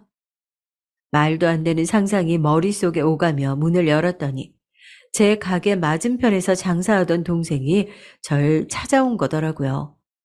생각하지 못했던 동생의 얼굴을 보고 당황해하던 제 모습이 생각나네요. 아휴, 살아 계셨네. 아니, 난 또 무슨 일 났나 했어요. 제가 그동안 가게를 팔지도 나오지도 않으니 걱정돼서 한번 와봤다더군요. 동생은 남편과 이혼한 뒤 혼자 살고 있었는데 몸이 불편한 절 보고 유일하게 먼저 말을 걸어주던 알게 모르게 힘써주던 사람이었죠. 조용하고 새침한 친구여서 처음엔 가까워질지 몰랐는데 금세 우린 가장 친한 동료가 돼 있었죠. 저는 반년 만에 처음 만난 사람의 목소리가 너무 따스해서 저도 모르게 울음이 터지고 말았습니다. 그리고선 자리에 주저앉아 그간 있었던 일을 털어놓으며 앞으로 어떻게 살아가야 할지, 어떤 마음으로 살아가야 할지 모르겠다고 속 안의 이야기를 전부 꺼냈어요. 아마도 누군가라도 붙잡고서 말하고 싶었던 것 같아요. 안 그러면 미칠 것만 같았으니까. 동생은 한참 동안 저를 토닥여 주더니 아무 말 없이 밥을 챙겨주더라고요. 그렇게 방 안에서 둘 다 말 한마디 없이 수저뜨는 소리만 났어요. 집으로 돌아간 동생은 그때부터 매일 아침 찾아와 묵묵히 제 이야기를 들어주거나 밥을 해주고 집을 청소해주기 시작했습니다. 별다른 위로의 말 없이도 이렇게 위안을 줄 수 있다는 걸 전 그때 깨달았죠. 나중에 전해 듣길 그 당시 동생은 제가 얼마나 슬픈지 사실 가늠이 안 돼서 무슨 말을 해야 할지 몰랐다고 하더라고요. 알잖아, 언니. 난 남편과 짧게 살고서 일찍 이혼했고 아이를 낳은 적도 없어서 가정을 잃는 게 혼자 되는 게 그렇게 절망적인 건지 사실 몰랐어. 나한텐 그 모습이 익숙하니까. 그런데 언니를 다시 만난 날 한 번도 손을 부끄러워한 적 없던 언니가 자신의 팔을 보면서 눈물을 뚝뚝 흘리는 모습을 보니 얼마나 힘들었을까, 얼마나 아팠을까, 얼핏 가늠이 되더라고. 그 모습을 봤는데, 내가 어떻게 언니를 그냥 지나칠 수 있겠어. 아마 언니가 나였어도 그랬을 거야. 동생은 그 말을 하면서 울먹였죠. 저 역시 그날 동생을 붙잡고 그 눈물겨운 위로에 꺼이꺼이 울음을 토해냈습니다. 그런 동생이 제 곁에 있었기에 저는 조금씩 일어설 수가 있었어요.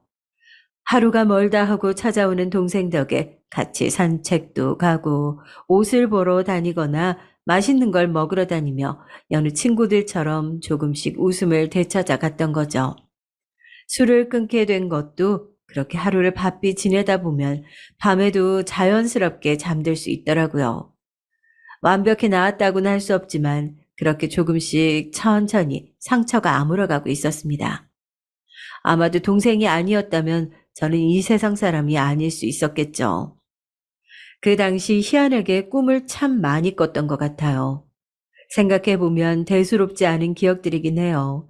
남편의 자전거 뒤에 타고 같이 읍내로 빵을 사 먹으러 가던 기억이나 남편이 의수를 만들어주겠다며 하루 종일 온갖 옷가게를 떠돌아다니다 집으로 돌아와서는 미안하다며 꼭 사주겠다며 울던 그런 장면들이요. 일상의 순간들이었지만 지금 가장 그리운 때이기도 하고요. 남편은 참 유쾌하고 따뜻한 사람이었는데 나와 딸만 두고 떠난 게 미안해서인지 떠난 후로 꿈에도 도통 나오지 않았거든요. 그런데 왜 그제야 자꾸 모습을 보였던 건지 모르겠네요. 곰곰이 생각해보면 아마도 제가 걱정돼서 그런 게 아니었을까요? 사는 게 버거워서 한순간 놓아버릴까봐 겁이 나서 그런 것 같아요. 원체 겁이 많은 사람이었거든요. 한 번은 다시 또 나와서 지혜야, 지혜야, 어디 있니? 딸의 이름을 부르더라고요. 저는 울면서 남편에게 매달렸어요. 지혜는 나를 두고 사라져 버렸다고, 잡지 못해서 미안하다고 연신 사과를 했죠. 그랬더니 남편이 저를 가만히 보더니 꼭 껴안아 주는 겁니다.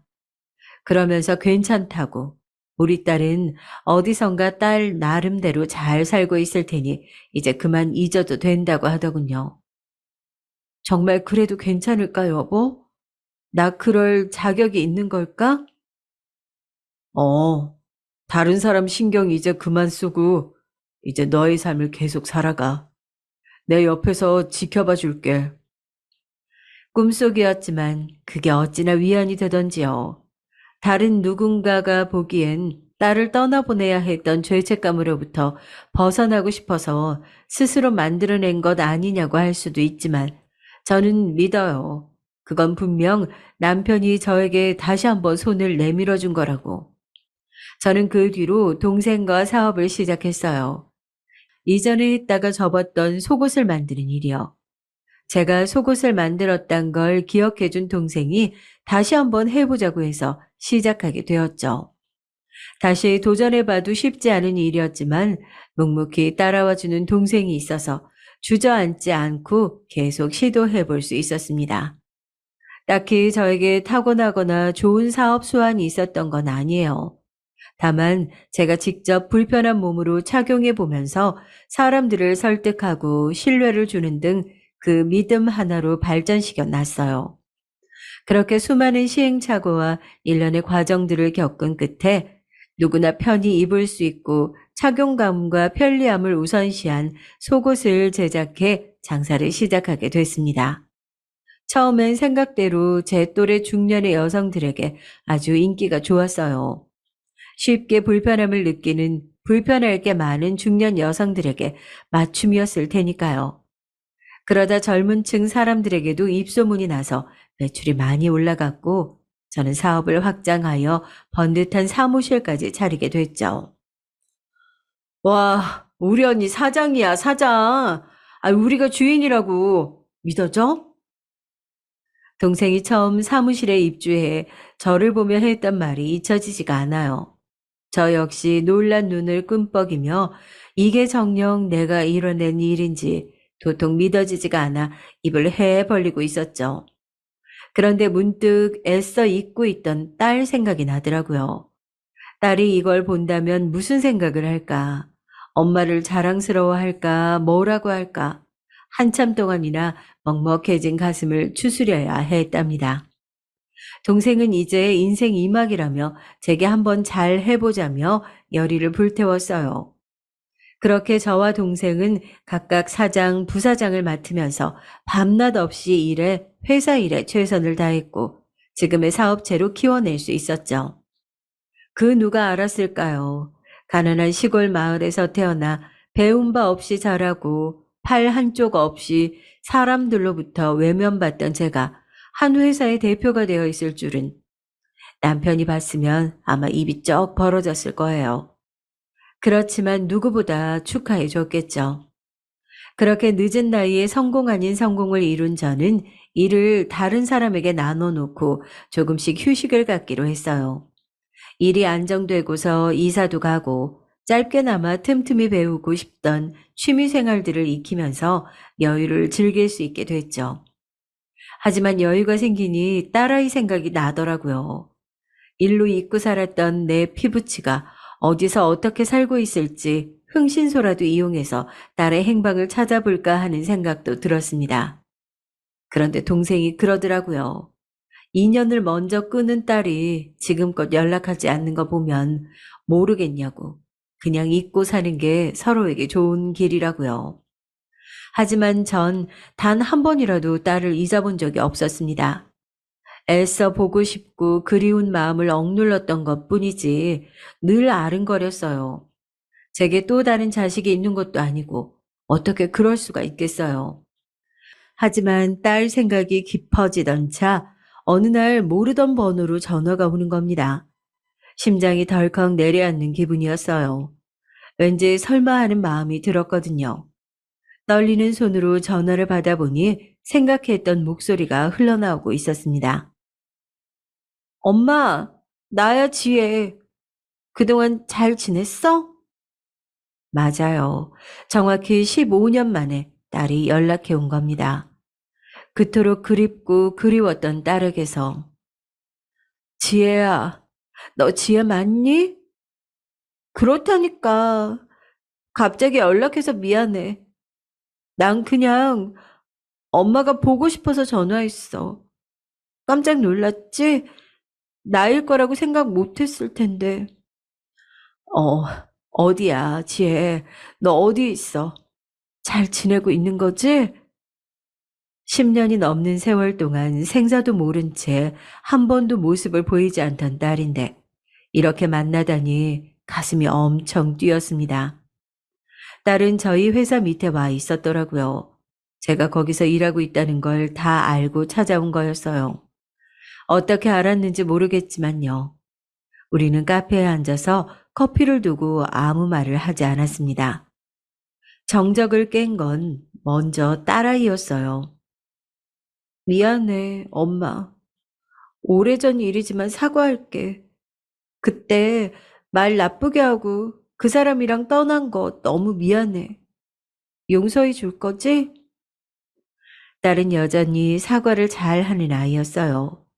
하지만 아이의 지나온 이야기를 들을수록 너무나 갑갑하더라고요. 딸은 그대로 애인과 함께 도시를 떠났었고 정착한 곳에서 그대로 살림을 차렸던 겁니다.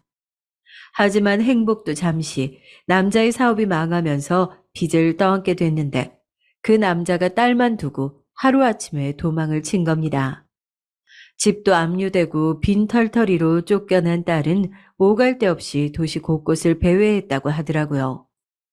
다시 저에게 돌아오고 싶었지만 그건 더 비참할 것 같았대요.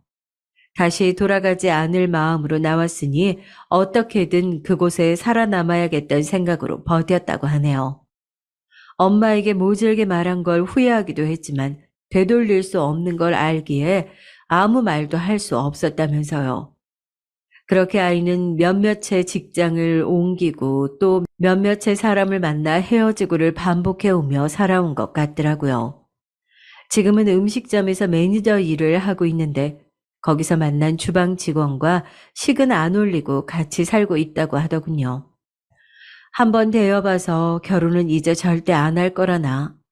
저의 박복한 삶을 혹시 딸이 이어받은 걸까 무서운 마음으로 이야기를 들었지만 제 어두운 표정을 봐서 그런지 딸이 말하길 자신이 지나온 시간들이 그렇게 어렵고 힘든 생활은 아니었으니 걱정은 말라고 하더라고요. 그러다가 뉴스 기사를 살피는데 익숙한 얼굴이 기사 사진에 있던 걸 발견했대요. 그게 바로 저였겠죠. 설마 엄마일까 싶어서 회사 정보를 알아보는데 정말로 제 이름이 있어서 너무 놀랐대요. 이렇게 성공한 엄마를 보니까 너무 자랑스럽고 멋있어서 안 찾아올 수 없었다며 너스레를 떠는 딸을 보는데 세월이 많이 흘렀구나 싶더군요. 무슨 일에도 예민하고 딱딱하던 이 딸아이에게도 이상한 넉살이라는 게 생긴 걸 보면 말입니다. 그동안 있었던 일을 구구절절 신나게 이야기하는 동안에도 제가 아무 답이 없자 머쓱해지던 딸은 컵만 두드리다 입을 떼었어요. 그래서 말이야, 이런 말 하는 거 나도 염치 없고 민망한 거 아는데 혹시 나 돈 좀 빌려줄 수 있어? 돈? 어, 갚을게. 정말이야.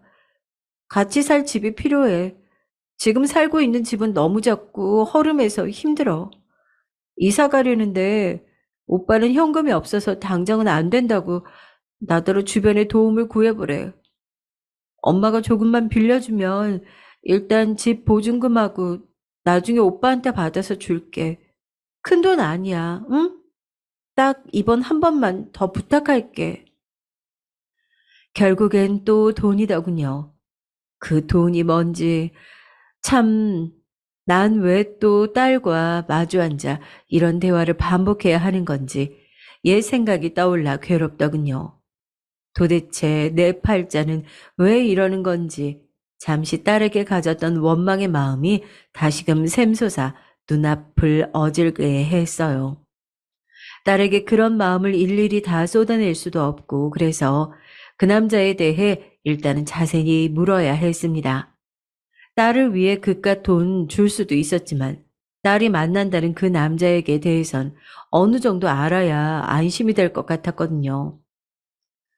오빠 정말 날 많이 사랑해주는 사람이야.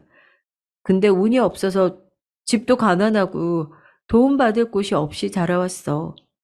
그래도 자기 일 성실히 하고 아무튼 그 전에 만나던 남자들이랑은 달라. 그래? 응. 엄마, 그러니까 마지막으로 한 번만 부탁할게. 하지만 전 그 말을 끝으로 일어났습니다. 돈은 생각해 보겠다면서요. 그 후 제가 직접 흥신소에 문의해 뒷조사를 해보았죠. 근데 참, 딸은 왜 도대체 그런 남자들만 죄다 만나고 돌아다니는 건지 하염없이 눈물이 나고 가슴이 갑갑해지더군요. 딸이 자기를 아주 많이 사랑해준다고 했던 그 남자는 억대의 빚이 있었고 거기다가 이혼까지 한 번 했던 남자였습니다. 이혼 사유는 남자에게 있었고요. 딸은 왜 도대체 이런 내용들을 나에게 말하지 않았던 걸까요? 아니면 모르고 만나는 걸까요? 수많은 생각이 스치는데 일단 딸에게 연락해 그 남자와는 헤어지는 게 좋겠다고 말하는 게 순서일 것 같았습니다. 그래서 전화를 해 다시 만나자고 했죠. 역시나 제 말에 딸의 얼굴은 시퍼렇게 질렸고 질린 듯 저를 보더라고요. 집 구해줄게. 원하는 대로 맞춰줄 수 있어. 대신 그 남자랑은 헤어져야 돼. 내가 볼 땐 예전에 네가 만났던 그 사람과 별반 다르지 않아. 아니, 더 심하더라. 너 고생시킬 거 뻔히 아는데 이번엔 그때처럼 눈앞에서 같이 보낼 수 없다. 왜 또 이러는 거야? 나 좀 믿어주면 안 돼? 이번엔 정말 믿을 만한 사람이라니까? 엄마 돈도 잘 벌잖아. 회사 사장이라며. 속는 셈 치고 한번 좀 믿어줘. 널 못 믿는 게 아니라 그 남자를 못 믿는 거야.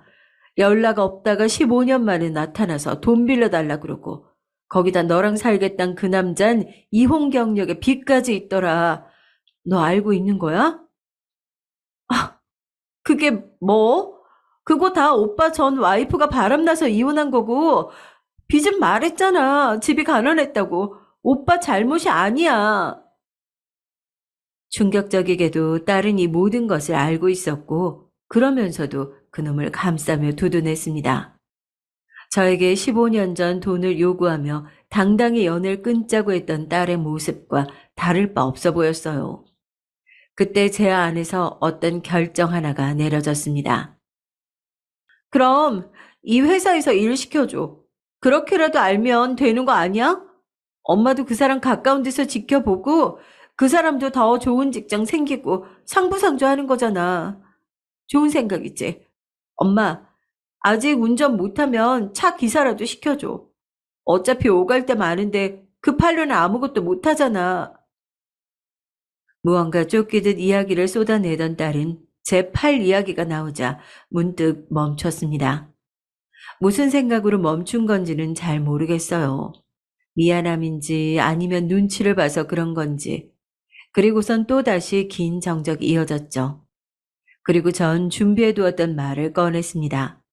아주 단호하게 쐐기를 박아야 했기에 말도 더 일부러 세게 했던 것 같아요. 내 뜻은 똑같아. 나이 먹었으면 예전과 달라져야지. 너도 철이라는 걸 들어야지. 15년 전엔 엄마와 인연을 끊겠다고 하더니 이젠 내가 아니라 돈을 필요로 하는구나. 나도 그런 딸 더는 필요 없다. 이번엔 엄마가 먼저 일어날게. 엄마! 엄마! 먼저 일어서서 가는 제 뒤에서 딸이 연거푸 불렀지만 그대로 걸어 나갔어요. 매달리던 딸의 모습을 떠올리면 마음이 아팠지만 어쩔 수 없었죠. 특히나 필요 없다는 말, 딸이 제게 했던 말을 고스란히 돌려줬다는 게 부모로서 못할 짓인 것 같기도 했습니다. 하지만 그동안의 시간은 저를 단단하게 만들어주는 기회이기도 했거든요. 딸을 위한 건 이 선택밖에 없다고 생각했어요. 그 후로 몇 번이나 딸에게서 전화와 문자가 왔어요. 대부분 카페에서 나누었던 대화와 비슷한 내용들이었지만 저는 한 번도 답을 하지 않았습니다. 오히려 단호하게 나갔죠. 그 남자와 끝내던지 아니면 엄마 찾지 말아라. 제 말에 딸은 울음을 터뜨리며 사정도 했지만 모두 모른 척 무시했습니다. 이제 도와줄 여유가 생겼지만 그게 딸을 도와주는 거라고 생각하지 않았거든요. 그렇게 반년이 지났고 사업은 조금 더 안정화돼 가고 있어서 제가 없어도 운영이 가능할 정도가 됐습니다. 그동안 딸아이 소식은 간간히 주변을 수소문해서 알 수 있었어요. 그 남자와 계속 살다가 남자가 직장을 그만두면서 생활이 어려워진 듯 했습니다. 그래서 3-4번 정도 생활비로 쓸 돈을 붙여주었는데 제가 보낸 걸 모르는 건지 알면서도 모르는 척 하는 건지 따로 연락은 없더라고요. 그러던 어느 날 낯선 남자가 절 찾아왔어요. 얼굴도 모르는 낯선 남자는 절 보자마자 곧바로 장모님 소리를 하더군요. 장모님, 인사가 늦었죠? 제가 미리 찾아뵈었어야 하는데 죄송합니다. 자네는 네, 그 남자는 딸아이와 살고 있는 남자였고 얼굴을 보니 역시나 그려왔던 얼굴이었습니다. 어딘지 모르게 쿰쿰하고 기분 나쁜 냄새가 풍겨올 것만 같은 인상이었죠. 그 남자애는 비열한 웃음을 지으며 준비한 홍삼 선물 세트를 안기더니 딸애에 대한 얘기를 시작으로 너스레를 떨기 시작하더군요. 그나저나 장모님을 만났단 소리 지혜에게 들었어요. 우리 지혜가 돈을 요구했다고 들었는데, 아유, 제가 그러지 말라고는 했는데, 저희도 사정이 어려워서요. 어쩔 도리가 없었나 봐요. 그런데 장모님께서 저를 마음에 들어 하지 않으신다고 하셔서요. 제가 직접 인사를 드리려고 찾아왔습니다. 그러면서 그 남자는 자기의 어떤 점이 마음에 들지 않으신지 모르겠지만 행동으로 보여드리고 싶다며 일단 돈을 주시면 평생 효도를 하겠다고 하더라고요. 그렇게라도 믿음을 보여드리고 싶다면서요. 어처구니가 없어 실수가 터져 나왔습니다. 이름이 뭐라고 했죠? 지환 씨라고 했던가? 지환 씨, 내가 지환 씨 부모도 아닌데 무슨 효도를 받을 게 있어요. 나는 우리 딸과 지환 씨 이어지는 거 바라지 않아요. 이렇게 올 것도 없고 조용히 내 딸 옆에서 떠나주세요. 하지만 역시나 제 말에 바로 그 남자애는 본색을 드러냈습니다. 제가 맡았던 그 기분 나쁜 냄새를 완연히 풍겨오며 가면을 벗어던지고 자기 말을 하더라고요. 장모님, 이러시면 곤란합니다. 아니, 제가 그래도 지혜의 남편이에요. 장모님의 하나뿐인 딸 자식 남편이라고요. 명색이 사위인데 이건 좀 아니죠. 너무 무례하지 않나요? 저 장모님께 효도하고 싶습니다. 장모님을 제 부모라고 생각하고 평생 모실게요. 그러니까 도와주세요. 제가 싫으면 힘들게 사는 딸 자식 생각해서라도요. 지혜 힘들게 살아온 애예요. 제가 있으니까 그나마 애가 겨우겨우 살고 있는 거라고요. 근데 저도 돈이 없으면 지혜를 계속 붙잡고 있을 수가 없겠죠. 그럼 딸 자식 인생 누가 망치는 건지 장모님도 아시겠죠? 한마디로 제가 돈을 주지 않으면 자기는 더 지혜랑 같이 안 살 거고, 그러니 돈을 달라는 강요였습니다. 기가 차서 말이 안 나오는데 그 남자인 뭐가 그리 당당한지 꼬박꼬박 장모님 소리를 붙여가며 얼마가 필요하고 묻지도 않는 자기 사업 계획을 늘어놓더라고요. 거기다 제 팔 얘기까지 덧붙이는데 그에 전 더는 참을 수가 없어 옆에 있던 홍삼을 꺼내어 면상에 던지고 말았죠. 솔직히 전 지혜 생각하면 짠해요. 팔 한쪽 없는 엄마 모시고 사는 게 얼마나 힘들었겠습니까? 엄마 구실도 못하는 엄마였을 텐데 그런 애가 얼마나 힘들었을까? 그러니 이제라도 엄마 역할 하세요. 자네 지금 말 다 했나? 제가 던진 홍삼에 맞고 얼떨떨해져 있던 남자는 뒤이어 제가 물컵까지 들어 뿌리려 들자 그제야 일어서더군요. 저를 죽일 듯이 노려보며 일어나는데 그때까지도 제 몸은 분노로 파르르 떨고 있었습니다. 사무실로 돌아갔는데 동생이 제 얼굴을 보고 무슨 일이 있었냐고 걱정하길래 이 얘기를 모조리 털어놓게 되었는데 동생도 무슨 그런 자식이 있냐고 버럭 화를 냈어요. 언니, 그런 사람 같지도 않은 자식한테 절대 돈 주면 안 돼. 상대도 하면 안 된다고. 대체 언니 딸은 왜 그런 놈을 또 만나고 살고 있는 거야? 모르겠다, 나도. 이쯤 되니 저도 정말 모르겠더라고요. 우리 딸이 도대체 왜 그런 놈과 살고 있는 건지. 딸에게 문자로 그 남자가 여길 찾아왔는데 돈 얘기를 꺼냈다고 하자 딸도 그건 몰랐던 눈치더라고요. 근데 전 이상하게 그날부터 딸 걱정이 더 됐습니다. 저한테도 이렇게 하는 놈인데 우리 딸한텐 얼마나 더 못되게 굴까 싶어서요. 기세등등하던 그 눈빛이며 언제든 저를 해칠 것만 같던 그 몸짓이 계속해서 생각이 났어요. 그러다 딸도 갑자기 직장을 그만두고 이사를 갔다는 소식을 들었죠. 그래서 전 딸 아이 전 직장의 주소를 물어서 이사간 동네로 혼자 찾아갔습니다. 정확한 주소를 알지 못해서 그 근방을 하염없이 걷고 또 걸었어요. 아침부터 밤까지 있어서 모습을 보이지 않아서 그렇게 며칠을 오간 끝에 드디어 딸을 만날 수 있었죠. 가을인데도 얇은 여름 옷을 입고서 힘없이 지나가고 있던 걸 제가 붙잡았습니다. 지혜야, 엄마! 뜻하지 않은 만남에 적잖이 놀랐던 건지 그 이상 아무 말도 하지 못하더라고요. 저는 가만히 서서 오른손으로 딸아이의 손을 잡고만 있었어요. 그 자리에서 얼마간의 시간이 흘렀을까? 딸이 천천히 자신의 집으로 저를 이끌었습니다. 도착한 딸의 집은 예전에 제가 처음 얻었던 지하방과 비슷하더군요. 많이 해지고 싸늘한 집에서 대충 꾸리고 사는 것 같았어요. 사람이 살지 않는 것 같은 그 익숙하고도 고독한 공기. 주방에서 언제 산지 모를 차를 내어주고선 힘없는 모습으로 제 앞에 털썩 앉았죠.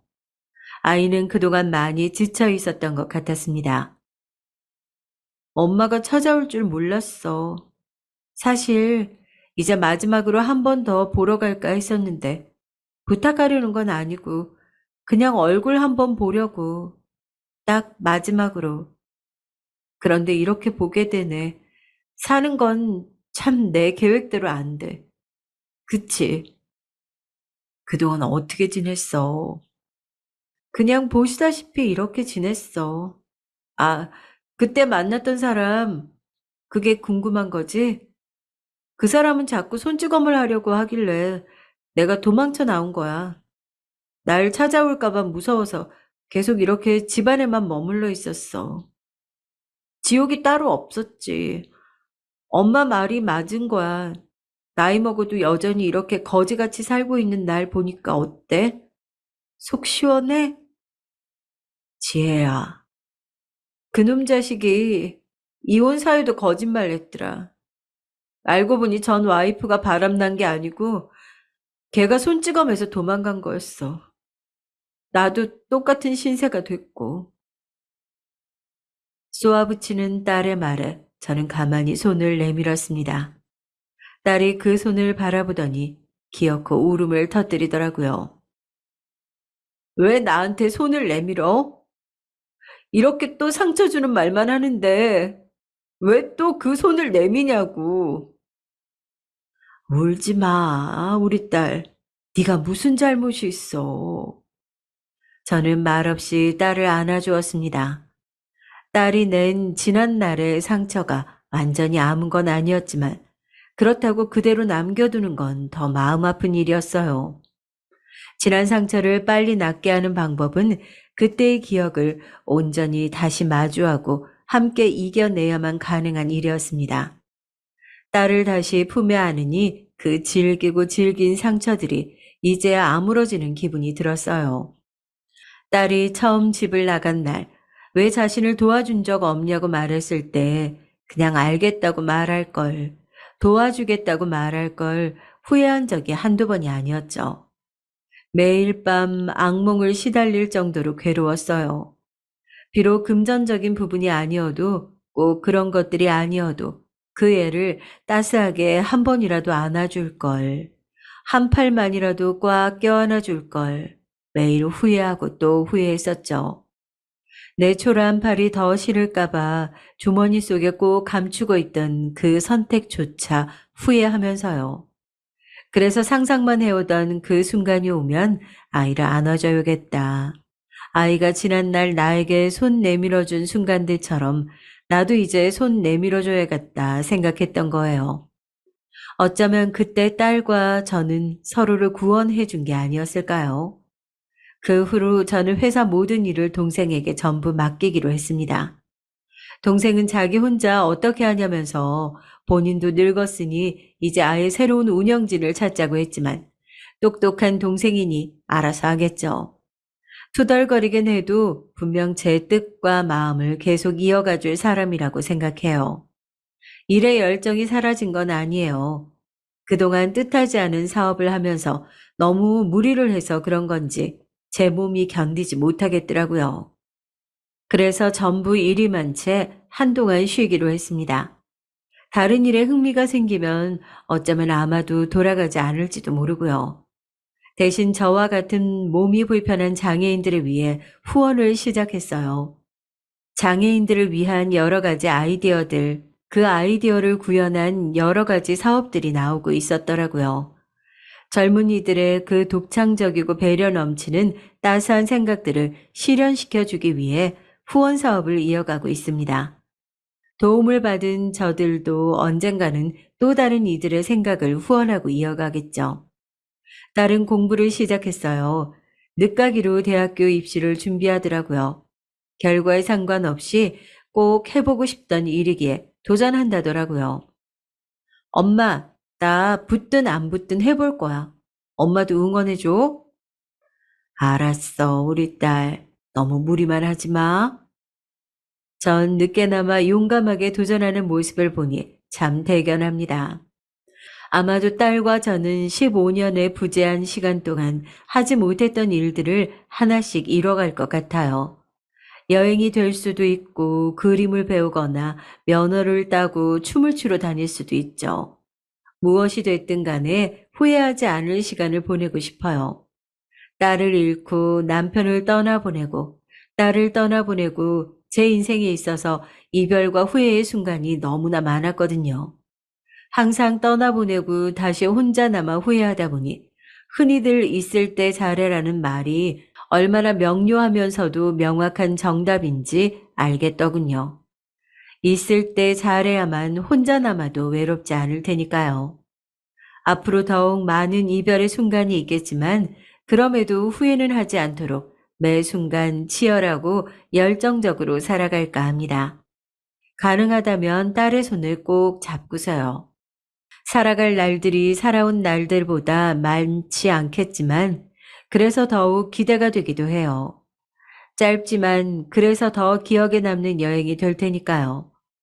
부족하지만 긴 글 읽어주셔서 너무 감사합니다.